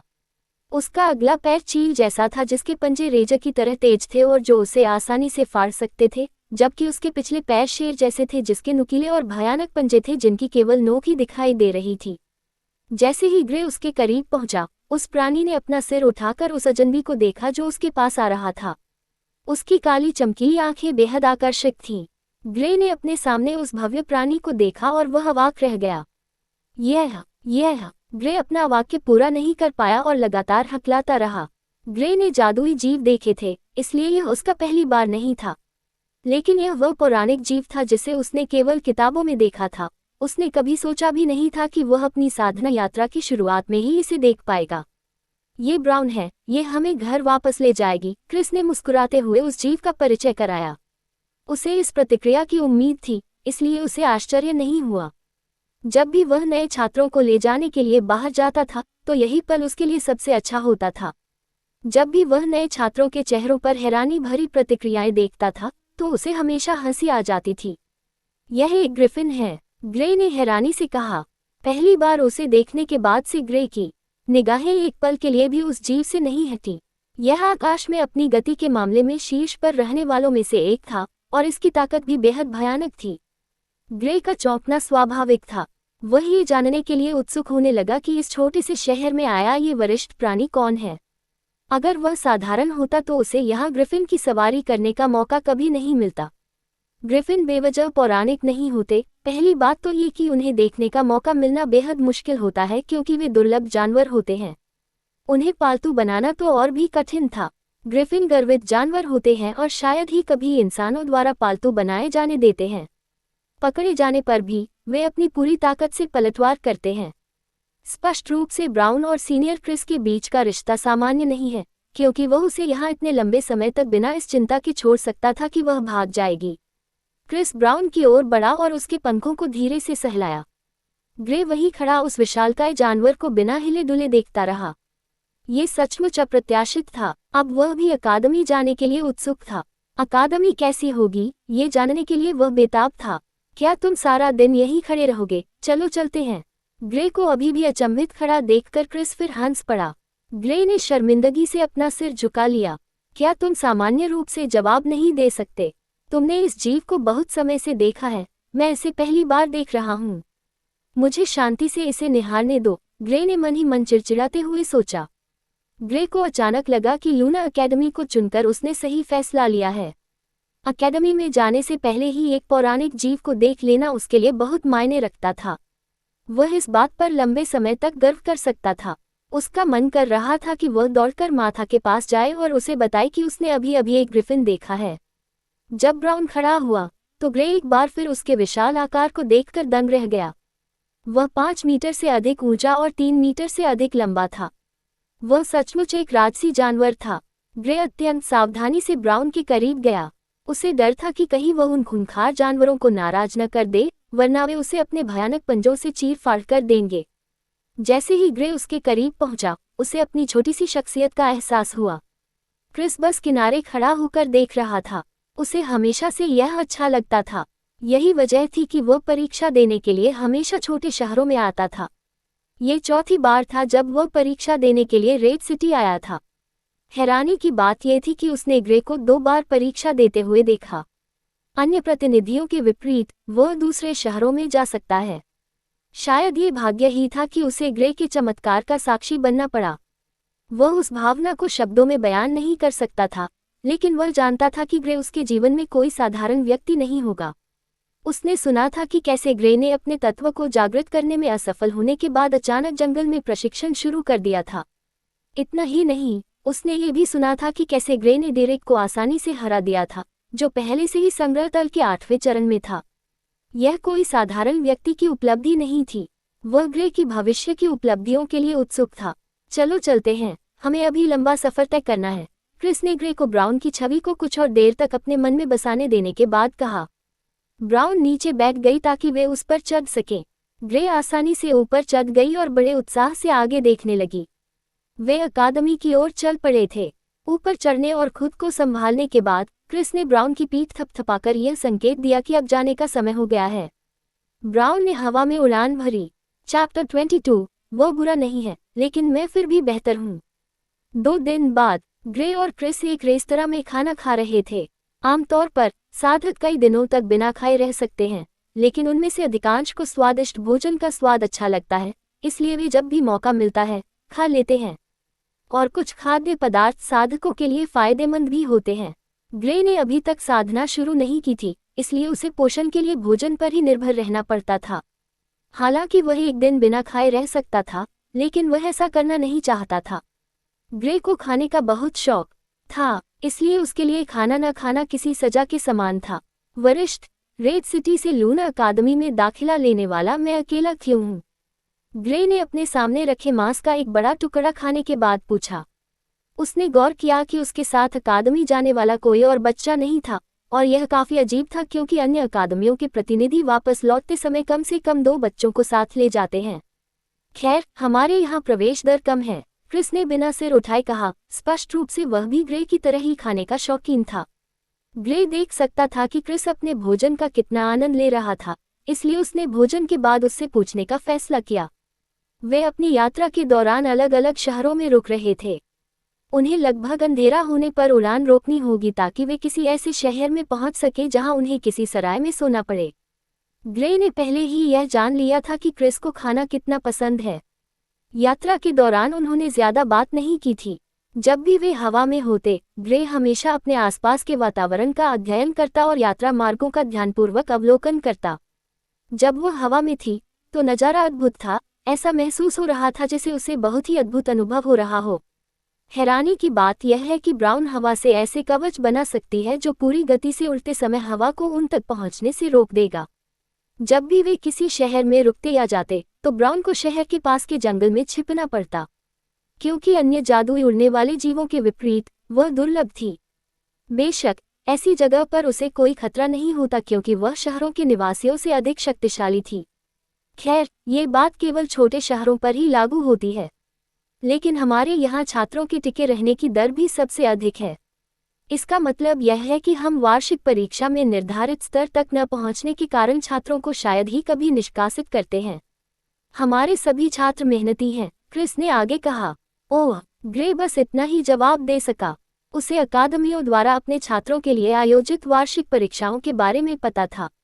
यही एक कारण था कि डेरेक शहर में था। अकादमी में प्रतिस्पर्धा वाकई बहुत कड़ी है, वहां पहुंचने पर आपको और अधिक जानकारी मिलेगी। क्रिस ने अकादमी के कामकाज के बारे में विस्तार से बताने से परहेज किया। ग्रे ने और कोई सवाल नहीं पूछा क्योंकि उसे साफ दिख रहा था कि क्रिस उसे कुछ नहीं बताने वाला।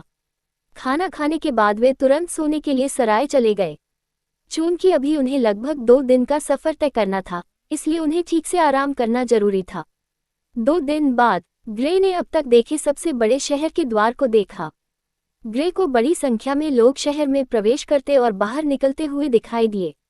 ये सचमुच एक विशाल शहर था, उस रेड सिटी से बिल्कुल अलग जहां वह पहले रह चुका था। लूना अकादमी शहर से 1 किलोमीटर पश्चिम में स्थित थी। लूना अकादमी का नाम शहर के नाम पर रखा गया था। शहर चहल पहल से भरा था। ग्रे ने उत्सुकता से चारों ओर देखा। वरिष्ठ, हम शहर क्यों आए हैं? क्या अकादमी शहर में स्थित है? ग्रे ने पूछा। वह जानता था कि अधिकांश अकादमियां शहरों में नहीं होती, बल्कि शहर के बाहर स्थित होती हैं। नहीं, हम अपने एक दोस्त से मिलने जा रहे हैं, उसके बाद हम अकादमी के लिए निकलेंगे, क्रिस ने शहर की ओर बढ़ते हुए कहा। वे एक विशाल हवेली के सामने रुक गए। हालांकि ग्रे इस शहर का निवासी नहीं था, फिर भी वह समझ गया कि यह हवेली शहर की सबसे बड़ी हवेली थी। हवेली के द्वार पर पहरेदार थे, लेकिन उन्होंने उन्हें अंदर जाने से नहीं रोका। ग्रे शांत भाव से क्रिस के पीछे पीछे चल रहा था। हवेली के अंदर जाते ही उसने अनजाने में अपनी जीप चक्का दी। अंदर जाते ही क्रिस ने उसे पास के बगीचे में इंतजार करने को कहा। ग्रे वहां बैठकर बगीचे की ताज़ी खुशबू का आनंद लेने लगा। कितनी सुंदर जगह है। बगीचे की शांति ने ग्रे के थके हुए मन को सुकून दिया।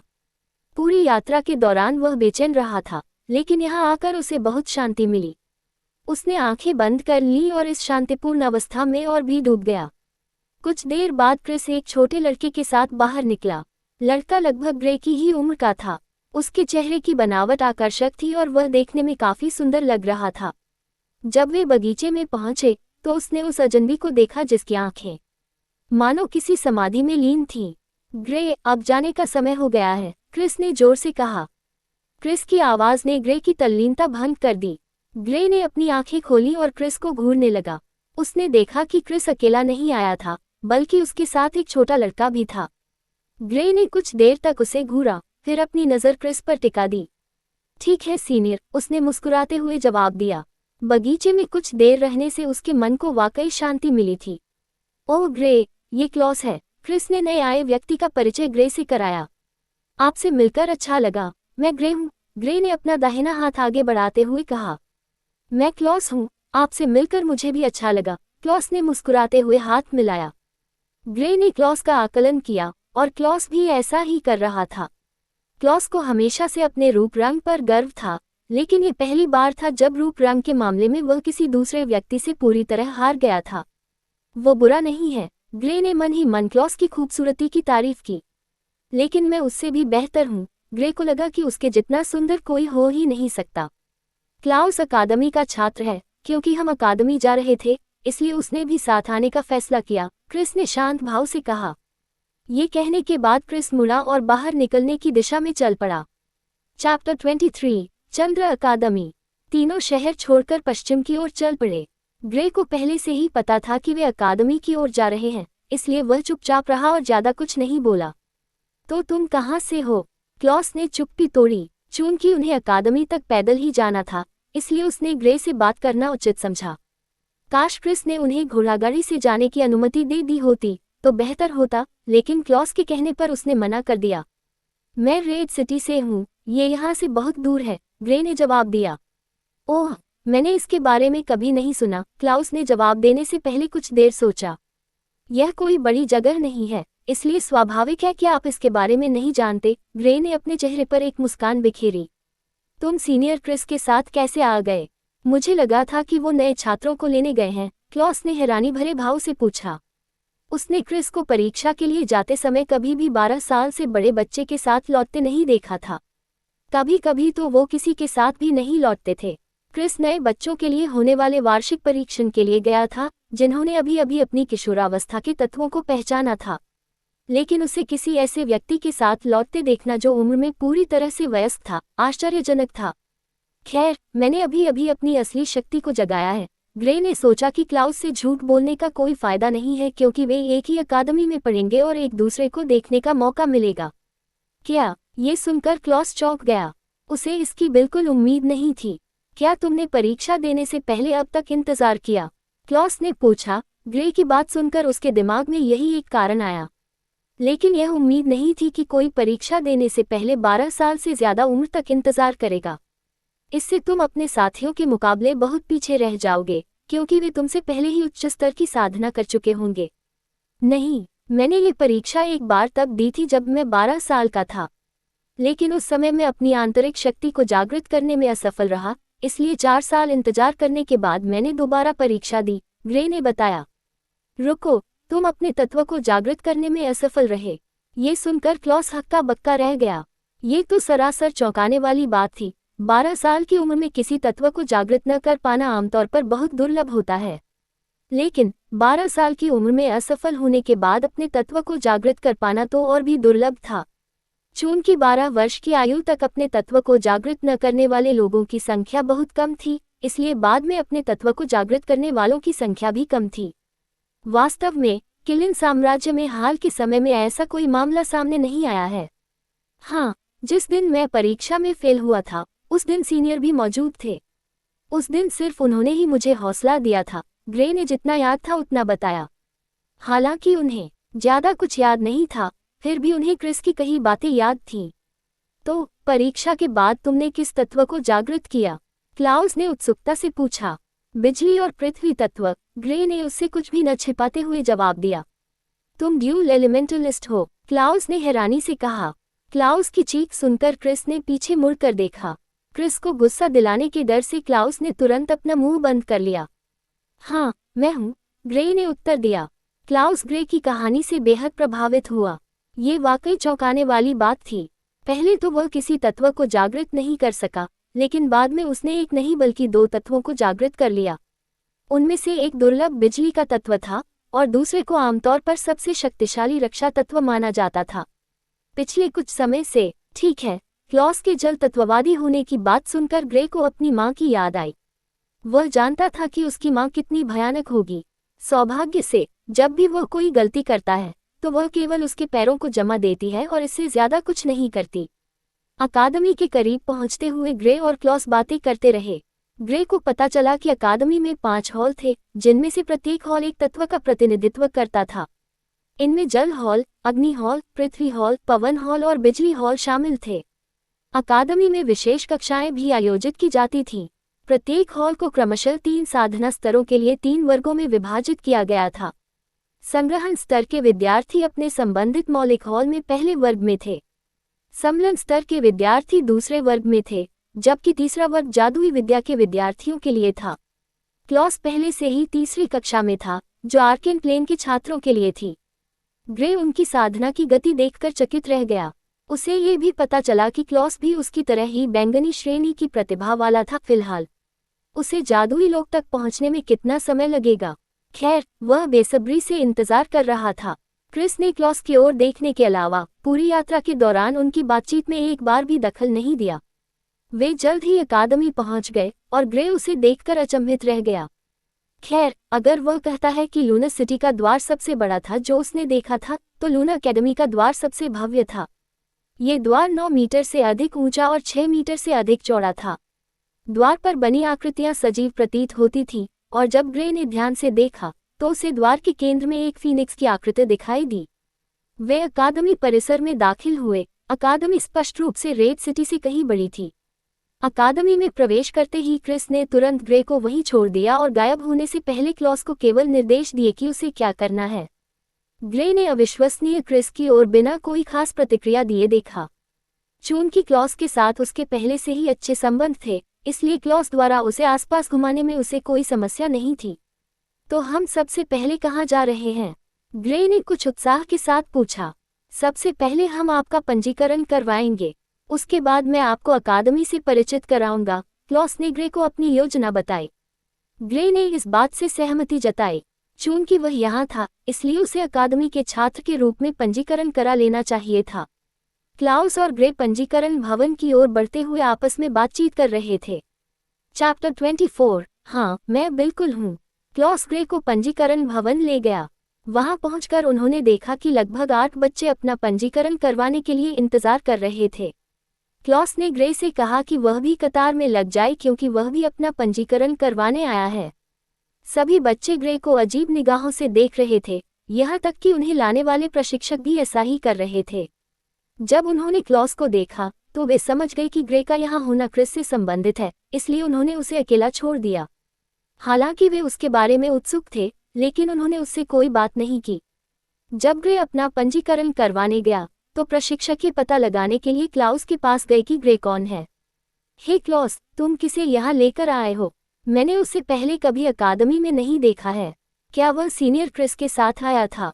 नए बैच में पंजीकरण कराने के लिए वह थोड़ा ज्यादा उम्र का है ना? उन्होंने क्लाउस से इतने सारे सवाल पूछे कि उसका सिर तुरंत चकरा गया। क्लाउस बस उन्हें देखता रहा और कुछ बोल नहीं पाया। ये अकादमी के प्रशिक्षक थे, फिर भी उनका व्यवहार 12 साल के बच्चों जैसा था। यही बात अकादमी को और भी रोचक बनाती थी। प्रशिक्षक छात्रों के साथ बहुत ही सौहार्दपूर्ण व्यवहार करते हैं, हालांकि कभी कभी वे सख्त भी हो जाते हैं, लेकिन अधिकतर समय वे मित्रवत रहते हैं। क्लॉस अब भी इस बात से हैरान है कि अकादमी के लगभग सभी प्रशिक्षकों का व्यक्तित्व कितना विचित्र था। आखिर अकादमी को ये अजीबोगरीब लोग मिलते कहाँ से हैं? लेकिन वह इस तथ्य से इनकार नहीं कर सकता था कि वे सभी अपने अपने क्षेत्रों में उत्कृष्ट थे और बेहतरीन शिक्षक थे। वह ग्रे है, उसने इसी साल परीक्षा दी है, इसीलिए वह अकादमी में शामिल हुआ है, क्लॉस ने असहाय भाव से उत्तर दिया। क्या वह मूर्ख है? कौन 15 साल की उम्र से ऊपर होने तक परीक्षा देने का इंतजार करेगा?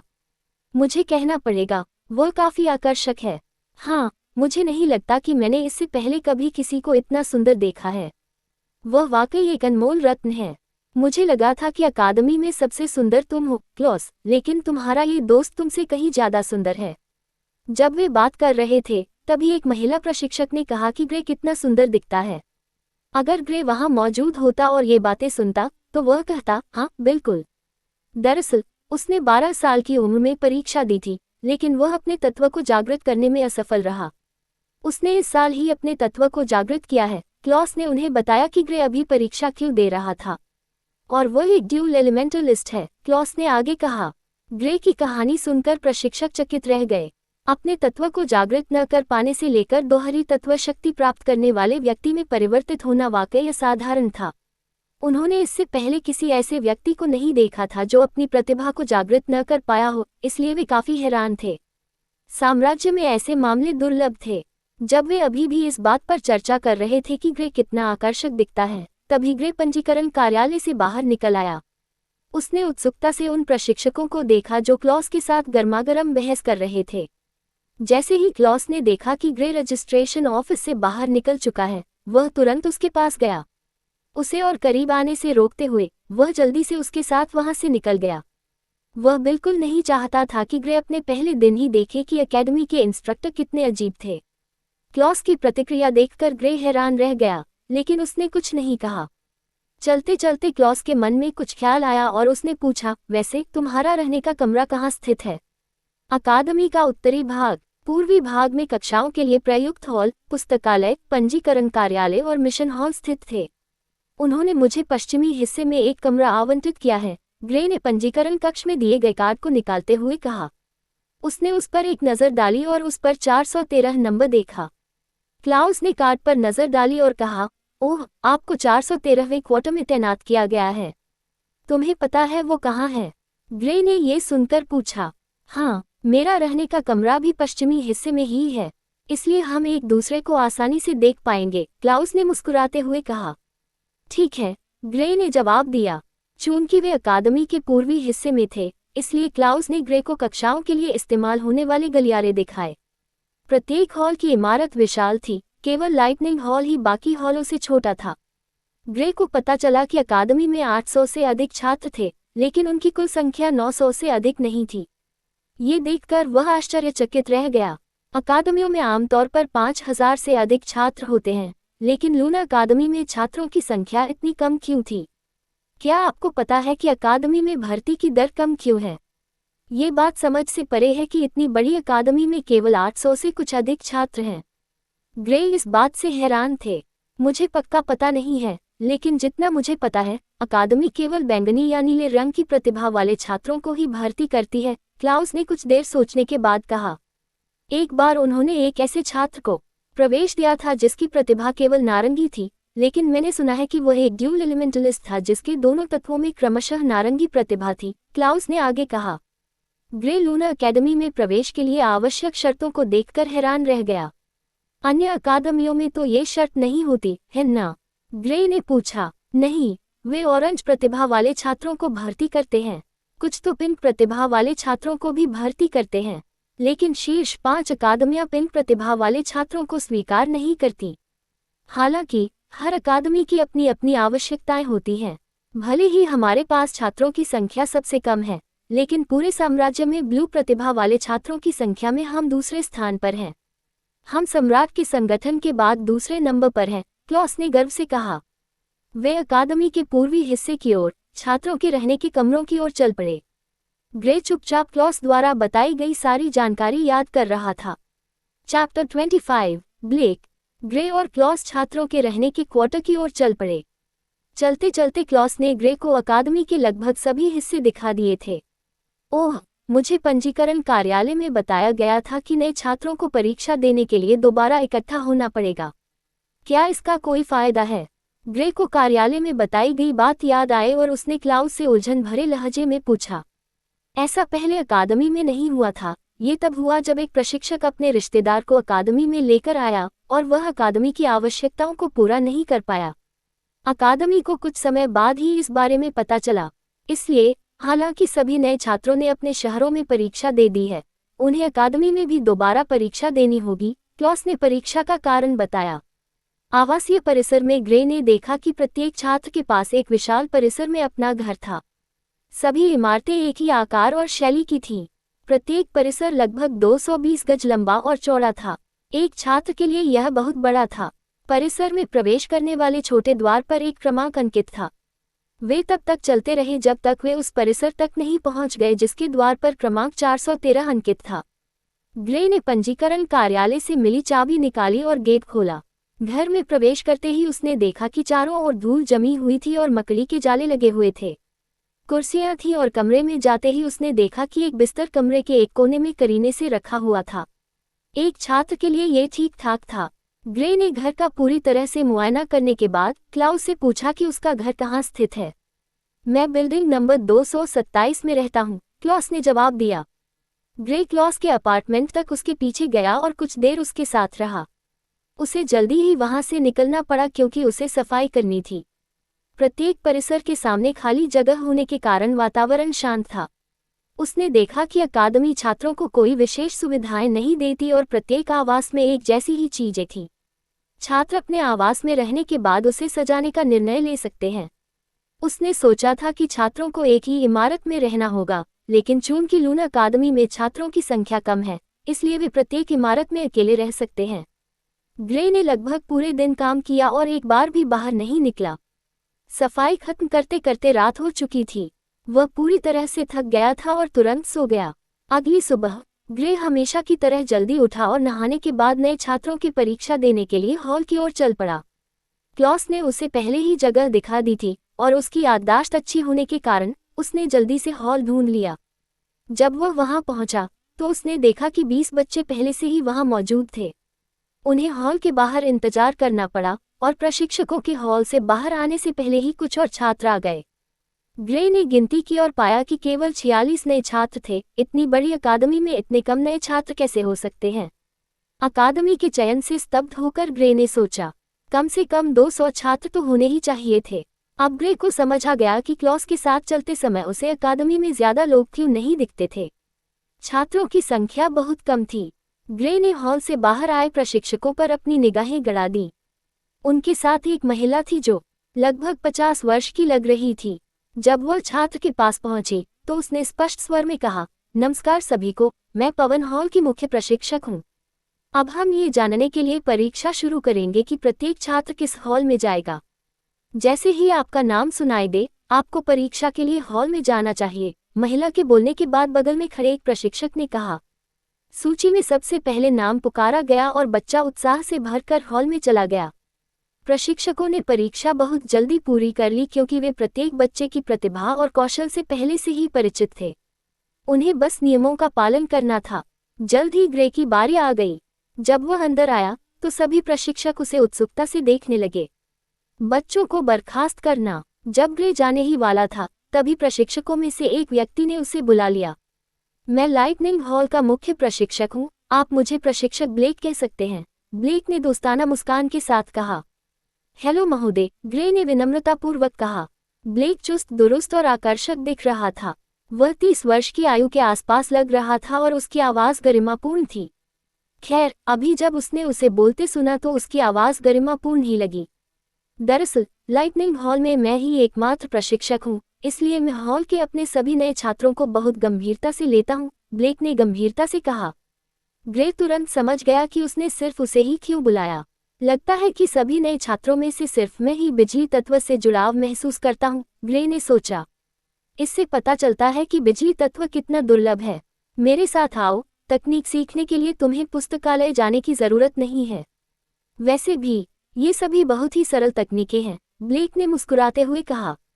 ब्लेक, तुम क्या कर रहे हो? ग्रे ने प्रशिक्षक ब्लेक के पीछे से एक सख्त आवाज सुनी। यह आवाज सुनते ही ब्लेक तुरंत तनावग्रस्त हो गया। कुछ नहीं, ब्लेक ने धीमी आवाज में जवाब दिया। ब्लेक के अचानक आए बदलाव से पूरी तरह हैरान होकर ग्रे उसे घूर रहा था। एक पल पहले वह एक सभ्य व्यक्ति था, अगले ही पल वह एक बच्चे की तरह विनम्र हो गया था। चैप्टर 26, धोखा दिया गया। ग्रे ने आवाज की दिशा में घूरकर देखा और पाया कि वह विंड हॉल के मुख्य प्रशिक्षक थे। ब्लेक ने पीछे मुड़कर देखा तो उस महिला की बर्फीली निगाहें उस पर टिक गईं। उसने सहज ही एक कदम पीछे हट गया। आपको पता होना चाहिए कि हम अपने किसी भी छात्र को कोई विशेष सुविधा नहीं देते हैं, उस महिला ने कठोर स्वर में कहा। इंस्ट्रक्टर लिन, मैं उसे कोई विशेष सुविधा नहीं दे रहा हूँ। आप अच्छी तरह जानती हैं कि मेरे हॉल में छात्रों की संख्या सबसे कम है, इसलिए मैं उनकी यथासंभव मदद करने की कोशिश करता हूँ, ब्लेक ने संक्षेप में समझाया।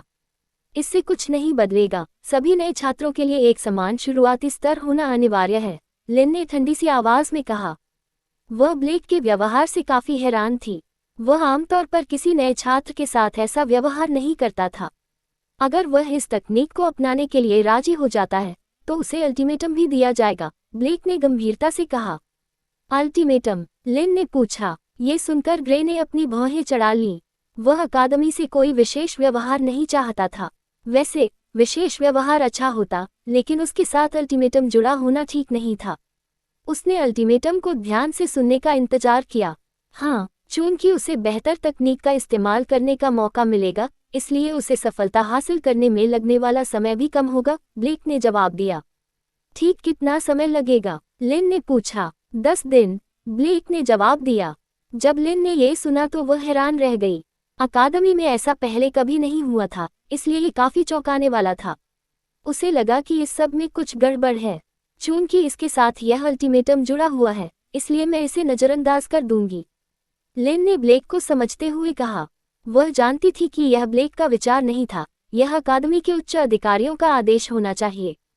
उसने ग्रे की ओर मुड़कर देखा और पूछा, अच्छा, क्या तुम इससे सहमत हो? ग्रे को इन सब की बिल्कुल उम्मीद नहीं थी।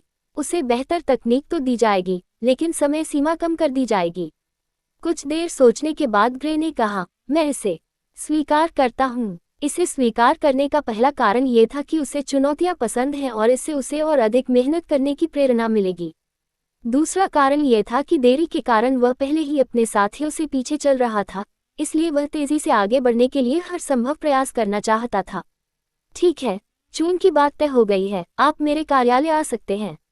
मैं थोड़ी देर में वहां पहुंच जाऊंगा, ब्लेक ने कहा, स्पष्ट रूप से ग्रे के इस चुनौती को स्वीकार करने के फैसले से सहमत होते हुए। जाने से पहले ग्रे ने ब्लेक से उसके कार्यालय का रास्ता पूछा। ग्रे के जाने के बाद लिन ने ब्लेक की ओर देखा और कहा, मुझे पता है कि यह तुम्हारा विचार नहीं था। हालांकि तुम्हारे पास छात्रों की संख्या सबसे कम है, लेकिन तुमने उनमें से किसी के साथ भी ऐसा व्यवहार नहीं किया है।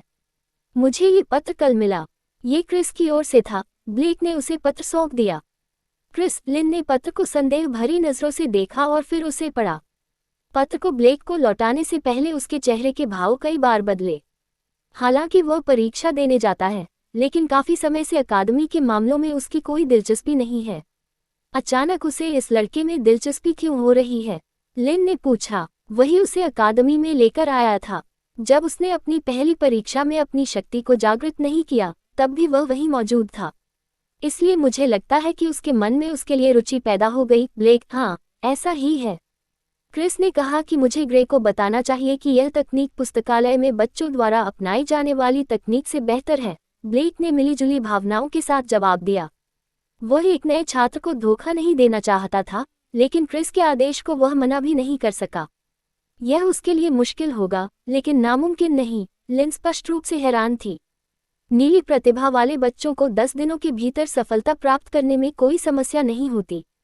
ग्रे एक ड्यूल एलिमेंटलिस्ट था, इसलिए यह भी संभव था।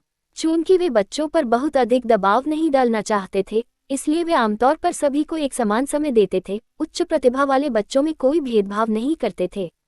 मुझे नहीं पता उसने ऐसा क्यों कहा, लेकिन उसने मुझे यही करने को कहा था, ब्लेक ने व्यंग्यात्मक मुस्कान के साथ कहा। क्रिस का व्यक्तित्व हमेशा से ही थोड़ा अजीब रहा है, इसलिए उन्हें पता नहीं था कि वह क्या कर रहा है।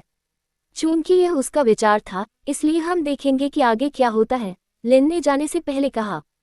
ग्रे लाइटनिंग विभाग की ओर बढ़ा और दिए गए विवरण के अनुसार उसने तुरंत ब्लेक का कार्यालय ढूंढ लिया। वहां पहुंचकर उसने धैर्यपूर्वक ब्लेक का इंतजार किया। ब्लेक जल्दी से आ गया। दोनों अंदर गए और ब्लेक अपनी कुर्सी पर बैठ गया। दफ्तर सुव्यवस्थित था और एक तरफ किताबों की अलमारी दिखाई दे रही थी।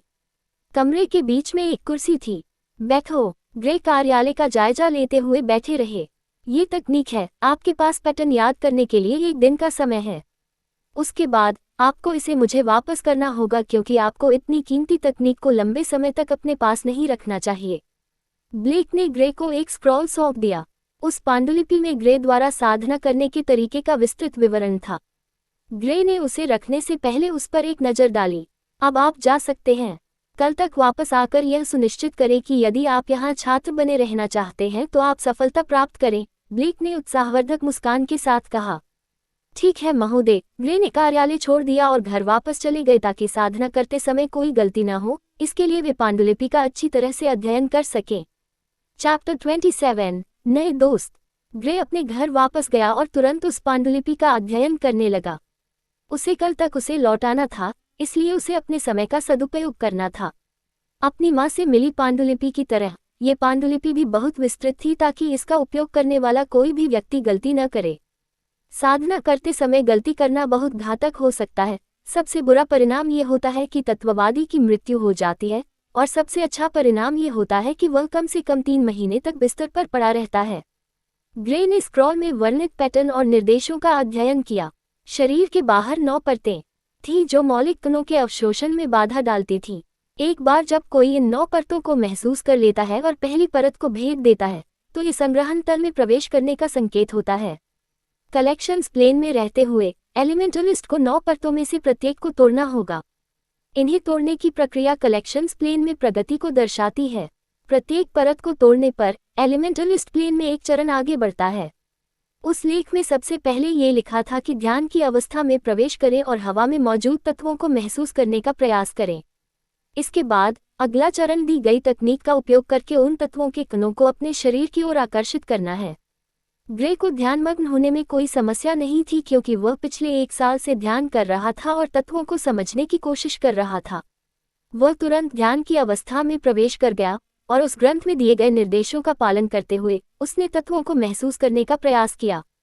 एक सामान्य बच्चे को पहली बार पूरी तरह से ध्यान की अवस्था में प्रवेश करने में 1 या 2 दिन लग जाते हैं। चूंकि ग्रे पहले भी ऐसा कर चुका था, इसलिए वह आसानी से प्रवेश कर सका। उन्होंने अपने मन को शांत किया और 10 मिनट बाद ध्यान की अवस्था में प्रवेश कर गए। उन्हें अपने चारों ओर चांदी के रंग के कई छोटे छोटे कण तैरते हुए महसूस हुए, जो बेहद आकर्षक थे। उन्हें देखकर वे उत्साहित हो गए और उनका ध्यान भंग हो गया। उनकी इस उत्तेजना ने उनकी ध्यान अवस्था को भंग कर दिया और उन्हें उससे बाहर निकलना पड़ा। वे चांदी के रंग के धब्बे अवश्य ही बिजली तत्व के होंगे, ग्रे ने उत्साह से कहा।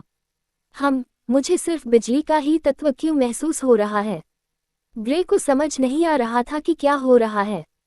चूंकि वह एक ड्यूल एलिमेंटलिस्ट था, इसलिए उसे पृथ्वी और बिजली दोनों तत्वों को महसूस करने में सक्षम होना चाहिए था, लेकिन उसने केवल बिजली तत्व को महसूस किया और पृथ्वी तत्व का कोई निशान नहीं मिला। मैं फिर से कोशिश करूंगा। मेरा ध्यान जल्दी भटक गया, शायद इसी वजह से मैंने पृथ्वी तत्व पर ध्यान नहीं दिया। ग्रे ने तुरंत फिर से कोशिश करने का फैसला किया। उसने अपने मन को शांत किया और एक बार फिर ध्यानमग्न हो गया। इस बार जब उसने चांदी के रंग के कण देखे तो उसने पृथ्वी तत्व को महसूस करने के लिए और अधिक ध्यान केंद्रित करने की कोशिश की। स्वाभाविक रूप से उसे अपने आसपास पृथ्वी तत्व का हल्का हल्का एहसास होने लगा। बिजली तत्व के लिए उसकी प्रतिभा पृथ्वी तत्व से अधिक होने के कारण वह पहले केवल बिजली तत्व का ही एहसास कर सका। अपने मन को पूरी तरह से एकाग्र करने के बाद ही वह पृथ्वी तत्व का एहसास कर पाया। पृथ्वी तत्व को शीघ्रता से महसूस करने का दूसरा कारण ये था कि वह पृथ्वी पर बैठा था। चूंकि तत्ववादी को ऐसे स्थान पर लाभ होता है जहां उनके तत्व प्रचुर मात्रा में मौजूद होते हैं, इसलिए पृथ्वी तत्ववादियों को अन्य तत्ववादियों पर विशेष लाभ होता है क्योंकि युद्ध अधिकतर जमीन पर ही लड़े जाते हैं। तत्वों को महसूस करने के बाद ग्रे के लिए अगले चरण को आजमाने का समय आ गया था। यदि वह तत्वों को अपने शरीर की ओर सफलतापूर्वक आकर्षित कर लेता है और पहली परत को भेद देता है, तो वह संग्रह तल में सफलतापूर्वक प्रवेश कर जाएगा। उसने निर्देशों का पालन किया, लेकिन कोई परिणाम नहीं निकला। हालांकि अकादमी द्वारा उसे दिया गया समय बाकी बच्चों की तुलना में कम था, फिर भी उसे लगा कि उसे जो समय दिया गया था वह कम था। पुराना। जब उन्होंने उसे देखा तो तुरंत अपना सारा ध्यान उस पर केंद्रित कर लिया। उन्होंने उसे पहले कभी नहीं देखा था और अन्य हॉलों के छात्र लाइटनिंग हॉल में बहुत कम आते हैं। हेलो, मैं ग्रे हूँ। ग्रे ने उन्हें अपनी ओर आते देख अपना परिचय दिया। हेलो, मैं एलिस हूँ। समूह में से एक लड़की आगे बढ़ी और अपना परिचय दिया। क्या आप यहाँ नए हैं? एलिस ने पूछा। हाँ, मैंने कल ही अपना प्रवेश पूरा किया है। मैं प्रशिक्षक ब्लेक से मिलने आया था, ग्रे ने उत्तर दिया। ओह, तुम लाइटनिंग हॉल के छात्र हो? एलिस ने फिर पूछा। वह ये पक्का करना चाहती थी कि ग्रे भी उनके हॉल का छात्र है या नहीं।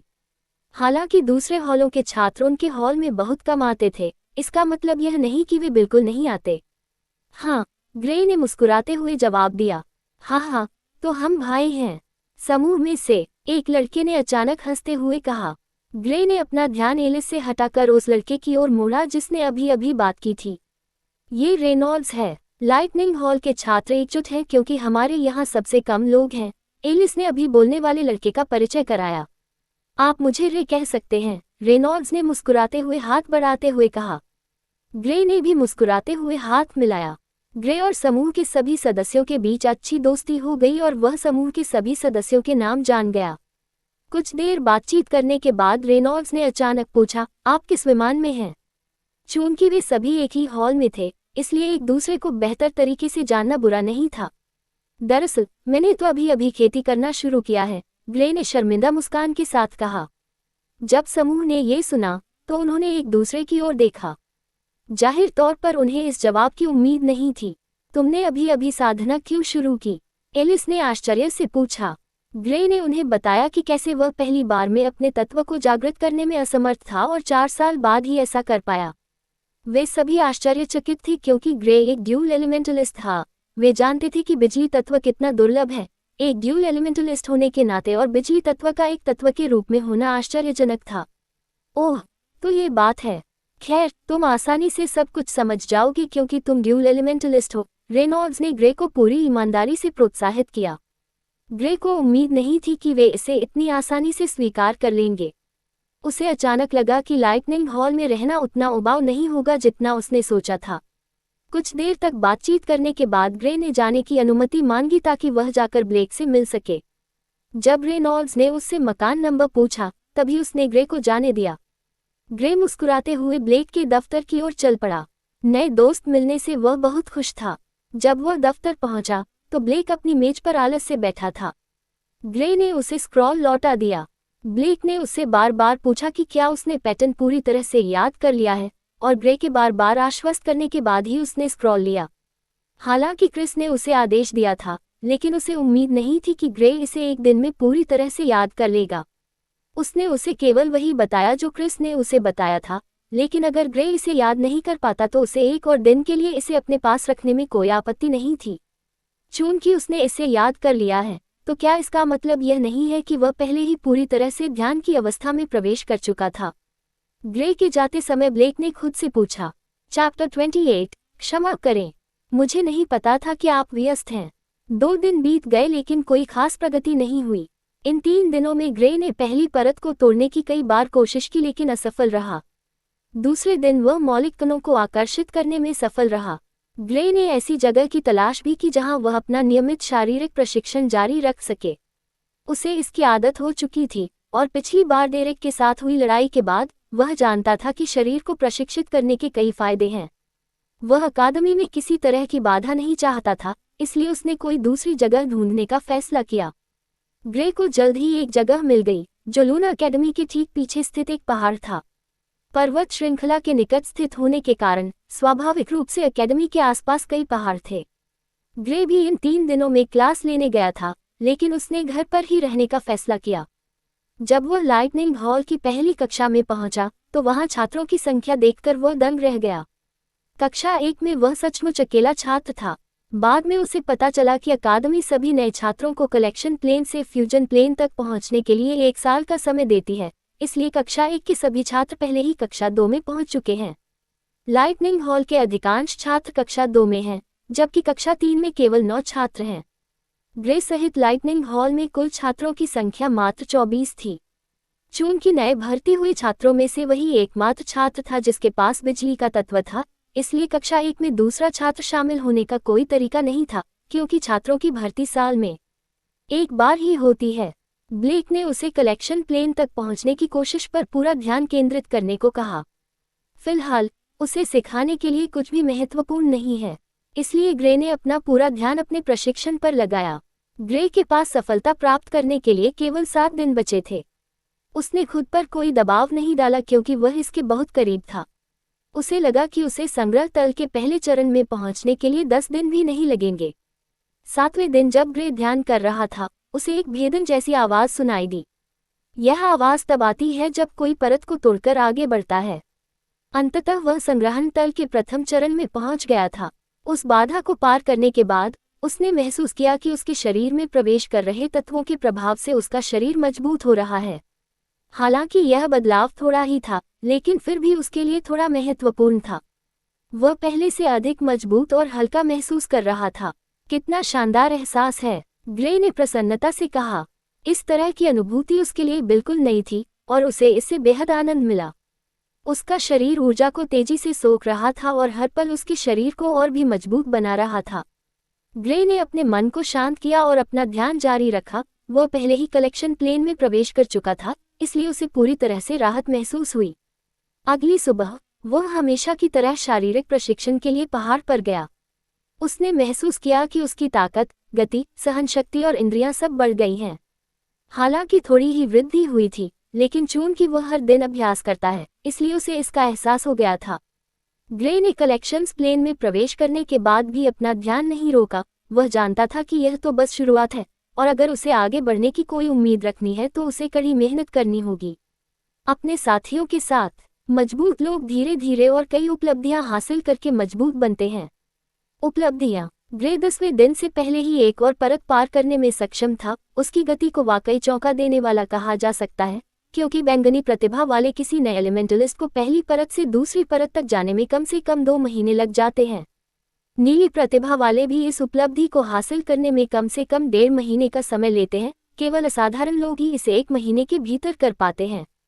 ब्लेक का कार्यालय। आज आखिरी दिन है, क्या आपको लगता है कि वह ये कर पाएगा? लिन ने सोच विचार करते हुए पूछा। उन्हें इस बात का भरोसा नहीं था कि ग्रे इन 10 दिनों में सफलता हासिल कर लेगा। अगर उन्हें 20 दिन दिए गए होते तो उन्हें पूरा यकीन होता कि वह ऐसा कर लेगा, लेकिन 10 दिन उनके लिए बहुत कम थे। मुझे विश्वास नहीं हो रहा कि तुमने एक नए छात्र के साथ ऐसा मजाक किया। कार्यालय में हंसी से भरी एक कोमल आवाज गूंजी। ब्लेक ने उदास चेहरे से उस ओर देखा जहां से आवाज आ रही थी। आवाज देने वाली वाटर हॉल की प्रशिक्षकों में से एक थी। वह देखने में लगभग 20 वर्ष की लग रही थी। डेलिया, मैंने तुम्हें पहले ही बता दिया है कि यह मेरा विचार नहीं था। मैं बच्चों के साथ शरारत करने के लिए इतना खाली नहीं हूँ, ब्लेक ने तुरंत जवाब दिया। दोनों तुरंत एक दूसरे से झगड़ने लगे। लिन और वहां मौजूद अन्य प्रशिक्षक उन्हें देखते रह गए, मानो उन्हें सिरदर्द होने वाला हो। जब भी वे दोनों एक ही जगह पर होते, वे हमेशा बच्चों की तरह आपस में झगड़ते रहते थे। बस करो तुम दोनों, अगर तुमने एक और शब्द बोला तो मैं तुम्हें बाहर भेज दूंगी। डेलिया, लिन तुरंत बीच में आ गई। वह जानती थी कि अगर वे नहीं रुके तो मामला बेकाबू हो जाएगा। डेलिया वहां मौजूद एकमात्र प्रशिक्षक थी जो मुख्य प्रशिक्षक नहीं थी। वह यहाँ क्या कर रही है? ब्लेक ने नाराजगी से पूछा। उसे इसके बारे में पता चला था और वह ये देखने के लिए भी उत्सुक थी कि ग्रे सफल होगा या नहीं। उसने मेरे साथ आने की विनती की और मैं मना नहीं कर सका। वाटर हॉल के मुख्य प्रशिक्षक ने कंधे उचकाते हुए जवाब दिया। यदि ग्रे 10 दिनों के भीतर कलेक्शन प्लेन के पहले चरण को सफलतापूर्वक पार कर लेता तो वह अकादमी के इतिहास में किसी भी छात्र द्वारा सबसे तेज उपलब्धि हासिल करने वाला होता। यही कारण था कि सभी मुख्य प्रशिक्षक उपस्थित थे। केवल एक ही छात्रा 10 दिनों में सफलतापूर्वक संग्रह तल तक पहुंचने में सक्षम हुई है, और वह छात्रा डेलिया थी, जिसके पास नीली प्रतिभा थी और वह साधना में असाधारण निपुण थी। हालांकि वह अभी बहुत छोटी थी, फिर भी उसने अपने उन अधिकांश प्रशिक्षकों की बराबरी कर ली थी जिन्होंने उसे छात्र जीवन में सिखाया था। ग्रे एक हल्की धुन गुनगुनाते हुए हॉल की ओर चल पड़ा। पिछली रात कलेक्शन प्लेन के दूसरे चरण में सफलता प्राप्त करने के बाद वह बहुत खुश था। ये तकनीक वाकई कमाल की है। मुझे 2 परतें तोड़ने में सिर्फ 10 दिन लगे। ग्रे ने मन ही मन इस तकनीक की प्रशंसा की। क्रिस ने उन्हें यह विशेष सुविधा दी जिसके लिए वह उनका आभारी था। दस्तक दस्तक। ग्रे ने हल्के से दरवाजे पर दस्तक दी। प्रवेश करना। ऑफिस से ब्लेक की आवाज सुनाई दी। ग्रे ने ऑफिस का दरवाजा खोला और अंदर चला गया। अंदर जाते ही वह चौंक गया। उसे एहसास हुआ कि ब्लेक ऑफिस में अकेला नहीं था। उसने सिर्फ लिन को पहचाना।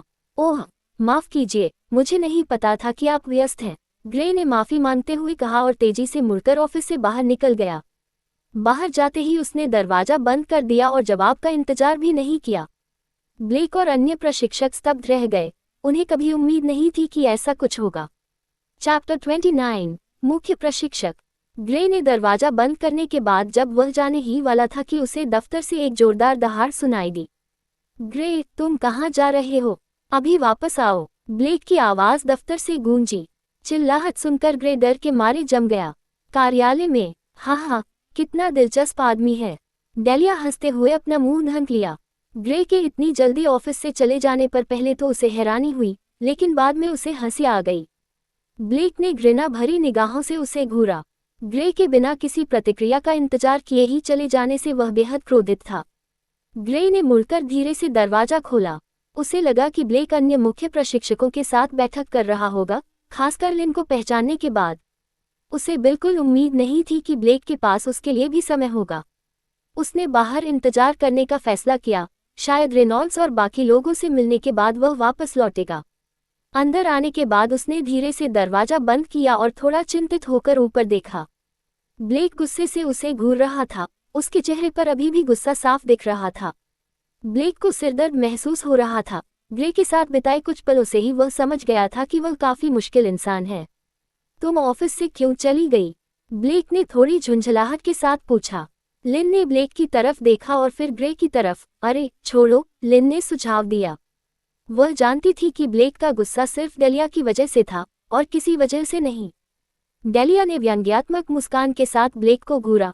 ब्लेक ने अब उसकी ओर ध्यान भी नहीं दिया क्योंकि वह जानता था कि वह उसे केवल और अधिक परेशान करेगी। ग्रे, हमारी कोई मीटिंग नहीं हो रही है। असल में ये सब तुम्हारे लिए ही यहाँ आए हैं। ग्रे को चुपचाप देखते हुए ब्लेक शांत हुआ और बोला, मैं? ग्रे ने उलझन भरे चेहरे से पूछा। मैं तो हमेशा ट्रेनिंग पर ही ध्यान देता रहा हूँ, उन्हें मेरे बारे में कैसे पता चला? ग्रे ने सोचा, हाँ तुम, वे जानना चाहते थे कि क्या तुम इन 10 दिनों के भीतर सफलता हासिल कर पाओगे। ब्लेक ने मुस्कुराते हुए समझाया ताकि इतने सारे लोगों की मौजूदगी से ग्रे को जो थोड़ी सी बेचैनी महसूस हो रही होगी उसे दूर किया जा सके। ओह, मुझे लगा कि कुछ और है, ग्रे ने राहत भरी आवाज में कहा। उसे लगा कि उसने कुछ ऐसा कर दिया है जो उसे नहीं करना चाहिए था, इसीलिए वे उसके लिए यहाँ आए थे। तुम्हें परेशान होने की जरूरत नहीं है, यहाँ सब मेरी तरह ही मुख्य प्रशिक्षक हैं, सिवाय एक खास व्यक्ति के। ब्लेक ने डेलिया की ओर देखते हुए वाक्य के आखिरी हिस्से पर जोर दिया। उसकी नजरें डेलिया पर टिकी हुई थीं, मानो वह कह रहा हो, मैं उसी के बारे में बात कर रहा हूँ। ब्लेक की बातें और उसकी घूरती नजरें सुनकर डेलिया ने ठंडी सी झंझनाहट भरी सांस ली। मन ही मन उसने सोचा, अगर तुम मुझसे ज्यादा ताकतवर न होते तो मैं तुम्हें बहुत देर तक पीटती रहती। ग्रे ने अपनी निगाहों का पीछा किया और बेहद खूबसूरत डेलिया को देखा। ग्रे ने मुस्कुराते हुए उनका अभिवादन किया और अपनी पूरी कोशिश की कि वह सबसे अच्छा दिखे। डेलिया ने उसकी ओर देखा, मानो वह उसकी खूबसूरती देखकर हैरान हो गई हो। जब ग्रे पहली बार दफ्तर में आया था तब डेलिया उसे ठीक से देख नहीं पाई थी। वह अकेली नहीं थी जो उसे निहार रही थी, बाकी प्रशिक्षक भी, जो उसे पहली बार देख रहे थे, ऐसा ही कर रहे थे। ग्रे ने भी उन सबको गौर से देखा, हालांकि उसे सबसे ज्यादा उत्सुकता डेलिया को लेकर थी, क्योंकि उसकी नज़र में वह प्रशिक्षक बनने के लिए बहुत छोटी थी। उसने हमेशा गंभीर दिखने वाले लिन को देखा, एक सलीकेदार भूरे बालों वाला आदमी, जवानी के जोश से भरपूर खूबसूरत डेलिया, नीले बालों वाली एक अधेड़ उम्र की महिला और एक मजबूत शरीर वाला काले बालों वाला आदमी। तुम पृथ्वी तत्व के विशेषज्ञ भी हो, बहुत बढ़िया। तुम्हें पृथ्वी हॉल अवश्य जाना चाहिए। यद्यपि पृथ्वी तत्व के लिए तुम्हारी प्रतिभा बिजली तत्व जितनी उच्च नहीं है, फिर भी पृथ्वी तत्व बहुत शक्तिशाली है, पृथ्वी हॉल के मुख्य प्रशिक्षक माइकल ने कहा। मैं जरूर करूंगा, क्योंकि मैं पूरी तरह से साधना में लगा हुआ था, इसलिए मुझे समय नहीं मिला, ग्रे ने विनम्रता से उत्तर दिया। उसे आश्चर्य हुआ कि उससे बात करने वाला वह कठोर दिखने वाला व्यक्ति नहीं, बल्कि एक सभ्य दिखने वाला व्यक्ति था। अर्थ हॉल के मुख्य प्रशिक्षक के भूरे बाल थे जो अब सफेद होने लगे थे। उनका चेहरा सुगठित था और उनकी अंबर रंग की आंखें युवावस्था की शरारत से चमक रही थीं। ग्रे माइकल की शक्ल देखकर हैरान रह गया। उसे लगता था कि सभी अर्थ एलिमेंटलिस्ट भद्दे दिखते हैं। उसे उम्मीद नहीं थी कि इतना सलीके से दिखने वाला आदमी असल में अर्थ हॉल का मुख्य प्रशिक्षक होगा। उम्र में बड़ा होने के बावजूद वह ब्लेक से भी ज्यादा सुंदर दिखता था। ग्रे के अजीब से चेहरे को देखकर माइकल हंस पड़ा। क्या तुम्हें मुझसे असभ्य दिखने की उम्मीद थी? ग्रे ने अजीब सी मुस्कान के साथ कहा, माफ कीजिए, मैंने जितने भी अर्थ एलिमेंटलिस्ट देखे हैं वे सभी भद्दे दिखते थे। ये सुनकर सभी प्रशिक्षक हंस पड़े। माइकल को पृथ्वी तत्ववादी होने के बारे में पहली बार जानने वाले लोगों की ऐसी ही प्रतिक्रिया की आदत हो चुकी थी। पृथ्वी तत्व के कठोर स्वभाव के कारण अधिकांश पृथ्वी तत्ववादी दिखने में भद्दे होते थे। तत्व आमतौर पर तत्ववादी के व्यक्तित्व को प्रतिबिंबित करते हैं, इसलिए यह आश्चर्य की बात नहीं है कि अधिकांश पृथ्वी तत्ववादी दिखने में असभ्य होते हैं। अधिकांश वायु तत्ववादी फुर्तीले होते हैं, जबकि अग्नि तत्ववादियों का व्यक्तित्व लगभग हमेशा उग्र होता है। ठीक है, अब उस वजह पर लौटते हैं जिसके लिए हम सब आज यहाँ इकट्ठा हुए हैं, ब्लेक ने हंसी के बाद गंभीरता से कहा। कार्यालय में फिर से सन्नाटा छा गया और सभी की निगाहें ग्रे पर टिक गईं। चैप्टर 30, क्या इसकी समय सीमा समाप्त हो जाती है? ग्रे शांत भाव से ब्लेक के करीब गया। वह जानता था कि ब्लेक को चिंता करने की कोई बात नहीं है, इसलिए वह चिंतित नहीं था। तो क्या आप संग्रहण तल तक पहुंचने में सफल रहे? ब्लेक ने थोड़ी उम्मीद के साथ पूछा। संग्रहण तल पर होने के कारण तत्ववादी के शरीर में पूरी तरह से सक्रिय नहीं होंगे, इसलिए भले ही वहां मौजूद सभी लोग पहले से ही एक उच्च तल पर थे, वे व्यक्तिगत रूप से निरीक्षण किए बिना यह नहीं जान सकते थे। ग्रे मुस्कुराया और बोला, हाँ। उसका जवाब सुनकर सब दंग रह गए। उन्होंने कभी सोचा भी नहीं था कि वह ऐसा कर पाएगा। ग्रे ने धीरे से कहा, मैं एक और परत को भी भेदने में कामयाब रहा। जब प्रशिक्षकों ने उसका पहला जवाब सुना तो वे सब स्पष्ट रूप से आश्चर्यचकित रह गए, लेकिन उसके शब्दों का दूसरा भाग सुनकर वे स्तब्ध रह गए। ये कैसे संभव है? यही एक शब्द उनके दिमाग में गूंज रहा था।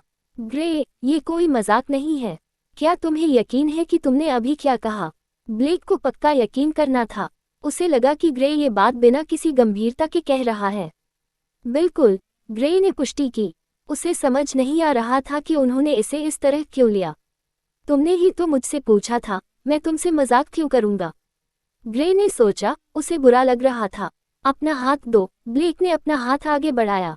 ग्रे ने अपना हाथ ब्लेक के बढ़े हुए हाथ पर रख दिया। जैसे ही उसका हाथ ब्लेक की हथेली पर पड़ा, उसे अपने शरीर में एक रहस्यमय ऊर्जा का संचार होता हुआ महसूस हुआ। यह एक अजीब सी अनुभूति थी, क्योंकि उसने ऐसा पहले कभी महसूस नहीं किया था। इसे ही आध्यात्मिक ऊर्जा कहते होंगे, ग्रे ने उत्सुकता से सोचा। उसने सोचा कि जब वह भी आध्यात्मिक ऊर्जा का उपयोग कर पाएगा तो कैसा महसूस होगा। कुछ समय बाद ब्लेक के चेहरे के भाव एकदम बदल गए। असंभव, ये उसने आश्चर्य से भरी आवाज में हकलाते हुए कहा। बाकी प्रशिक्षक उसे उत्सुकता से देखने लगे। ब्लेक के अचानक इस तरह के व्यवहार से ग्रे भी हैरान रह गया। क्या बात है? लिन ने पूछा। उसने ब्लेक को पहले कभी इस हालत में नहीं देखा था। उसकी जिज्ञासा बहुत बढ़ गई थी। खुद ही देख लो, ब्लेक ने ग्रे का हाथ उसे देते हुए कहा। उसने ग्रे के हाथ पकड़े और ब्लेक की तरह ही अपनी आध्यात्मिक चेतना उसके शरीर में प्रवाहित की। अच्छी तरह जांच करने के बाद वह भी परिणामों से चौंक गई। हालांकि उसकी प्रतिक्रिया ब्लेक जितनी तीव्र नहीं थी। तुम सचमुच बहुत भाग्यशाली लड़के हो, लिन ने चमकती आंखों से ग्रे की ओर देखा। ब्लेक और लिन दोनों के चेहरे पर दिख रहे भावों को देखकर ग्रे को अपने शरीर में हो रहे बदलावों के बारे में जानने की उत्सुकता होने लगी। सिर्फ वही नहीं, बल्कि बाकी प्रशिक्षकों को भी उत्सुकता होने लगी। क्या हो रहा है? डेलिया खुद को रोक नहीं पाए और उसने पूछ ही डाला। उसने ब्लेक और लिन का व्यवहार देखा। उसकी जिज्ञासा बढ़ गई और वह जानना चाहती थी कि आखिर हुआ क्या है। उसका शरीर अनोखा है, ब्लेक ने भावहीन स्वर में उत्तर दिया। ब्लेक का ये जवाब सुनकर डेलिया ने मुंह फुला लिया। जब ब्लेक ने उसे मुंह फुलाए देखा तो वह दंग रह गया और उससे अपनी नजरें नहीं हटा सका। जब डेलिया ने देखा कि ब्लेक उसे घूर रहा है तो उसने उसकी निगाहों से बचने के लिए तुरंत अपना सिर नीचे कर लिया। उसके होंठ ऊपर की ओर मुड़े और उसका चेहरा एक प्यारी सी मुस्कान से खिल उठा। लिन ने ब्लेक को उसकी तंद्रा से बाहर लाने की कोशिश में अपना गला साफ किया। जब ब्लेक का दिमाग होश में आया तो उसे यह एहसास होने पर अजीब लगा कि वह बेशर्मी से डेलिया को घूर रहा था। उसने अपनी त्वचा को सख्त किया और ऐसा व्यवहार किया जैसे कुछ हुआ ही न हो। फिर उसने समझा, खैर, इसे कोई अनोखी शारीरिक बनावट तो नहीं कहा जा सकता, लेकिन कुछ अज्ञात कारणों से उसके शरीर में बिजली और पृथ्वी दोनों तत्वों का उच्च सांद्रण है। जब ब्लेक ने पहली बार अद्वितीय शारीरिक बनावट शब्द कहा तो ऑफिस में सभी लोग आश्चर्यचकित रह गए। अब ग्रे को छोड़कर बाकी सभी को समझ आ गया था कि लिन का क्या मतलब था जब उसने कहा था कि वह बहुत भाग्यशाली है। ग्रे को अभी भी समझ नहीं आ रहा था कि इतनी अधिक मात्रा में मौलिक तत्व होने का क्या मतलब है। उसने ब्लेक की ओर प्रश्नवाचक दृष्टि डाली। स्पष्ट रूप से वह उससे और स्पष्टीकरण चाहता था। इसका सीधा सा मतलब है कि फिलहाल आपकी साधना की गति अविश्वसनीय रूप से तेज होगी। हमें नहीं पता कि यह कब तक खत्म होगी, लेकिन आपके पास जितनी शक्ति है उससे आप बिना किसी परेशानी के जादुई लोक तक पहुंच जाएंगे और आप बहुत तेजी से प्रगति भी करेंगे, लिन ने ग्रे के संदेह दूर करने के लिए समझाया। ये सुनकर ग्रे का मूड खराब हो गया। मैं तो सोच रहा था कि मुझे एक अनोखी शारीरिक बनावट पाकर खजाना मिल गया है। किसे पता था कि यह एक ऐसा चमत्कार है जिसकी एक निश्चित समय सीमा है। उसने नाराजगी से शिकायत की, लेकिन वह इस बात को छिपा नहीं सका कि वह इस खबर से उत्साहित भी था। इससे उसे अपने साथियों से अंतर कम करने में कोई दिक्कत नहीं होगी। हालांकि उसकी उम्र के सभी लोग आर्केन प्लेन में नहीं हैं, लेकिन पर्पल या ब्लू प्रतिभा वाले लोग पहले से ही आर्केन प्लेन में थे, सिवाय उन लोगों के जो मेहनती नहीं थे। अच्छा, इससे तो तुम अपने साथियों से ज्यादा पीछे नहीं रहोगे और तुम्हें अकादमी में होने वाले वार्षिक टूर्नामेंट में भाग लेने की उम्मीद भी हो सकती है, ब्लेक ने मुस्कुराते हुए कहा।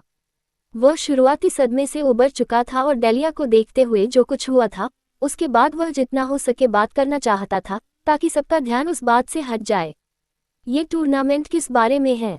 ग्रे ने पूछा। प्रत्येक हॉल के छात्र एक साथ मिलकर आपस में थोड़ी प्रतिस्पर्धा करेंगे ताकि यह पता चल सके कि उन्होंने कितनी प्रगति की है। ये हर साल होता है, हालांकि अनिवार्य नहीं है, ब्लेक ने शांत भाव से समझाया। अकादमी हर कक्षा के सर्वश्रेष्ठ छात्र का पता लगाने के लिए वर्ष के अंत में एक प्रतियोगिता आयोजित करती है, हालांकि सभी छात्र इसमें भाग नहीं लेते हैं।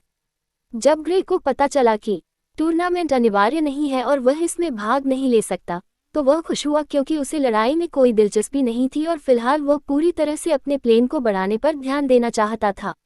उसने आर्केन प्लेन पहुंचने पर जादुई जीवों के साथ प्रशिक्षण के लिए जंगल में जाने की योजना बनाई थी। अकादमी छात्रों को प्रशिक्षण के लिए बाहर जाने की अनुमति तभी देती थी जब वे जादुई लोक में पहुंच जाते थे। कक्षा 3 के छात्र टूर्नामेंट में शायद ही कभी भाग लेते हैं।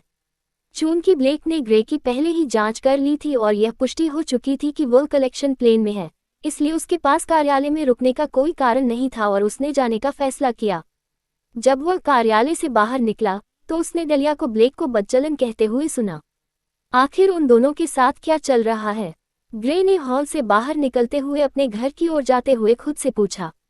रास्ते में वह इस बात के बारे में सोचने से खुद को रोक नहीं पाया कि उसके शरीर में इतनी अधिक मात्रा में बिजली और पृथ्वी तत्व का सार क्यों मौजूद है। यह जरूर लाइटनिंग माउंटेन पर ही होगा, लेकिन मेरे शरीर में ये कैसे समाहित हो गया जबकि मैंने अभी तक साधना शुरू भी नहीं की है। ग्रे इन सब बातों से हैरान था, लेकिन उसने इस बारे में ज्यादा नहीं सोचा। चूंकि उसे अभी इसका कारण नहीं मिल पा रहा था, इसलिए उसने इसके बारे में सोचना बंद कर दिया। इसके अलावा ऐसा भी नहीं था कि यह कोई बुरी बात थी।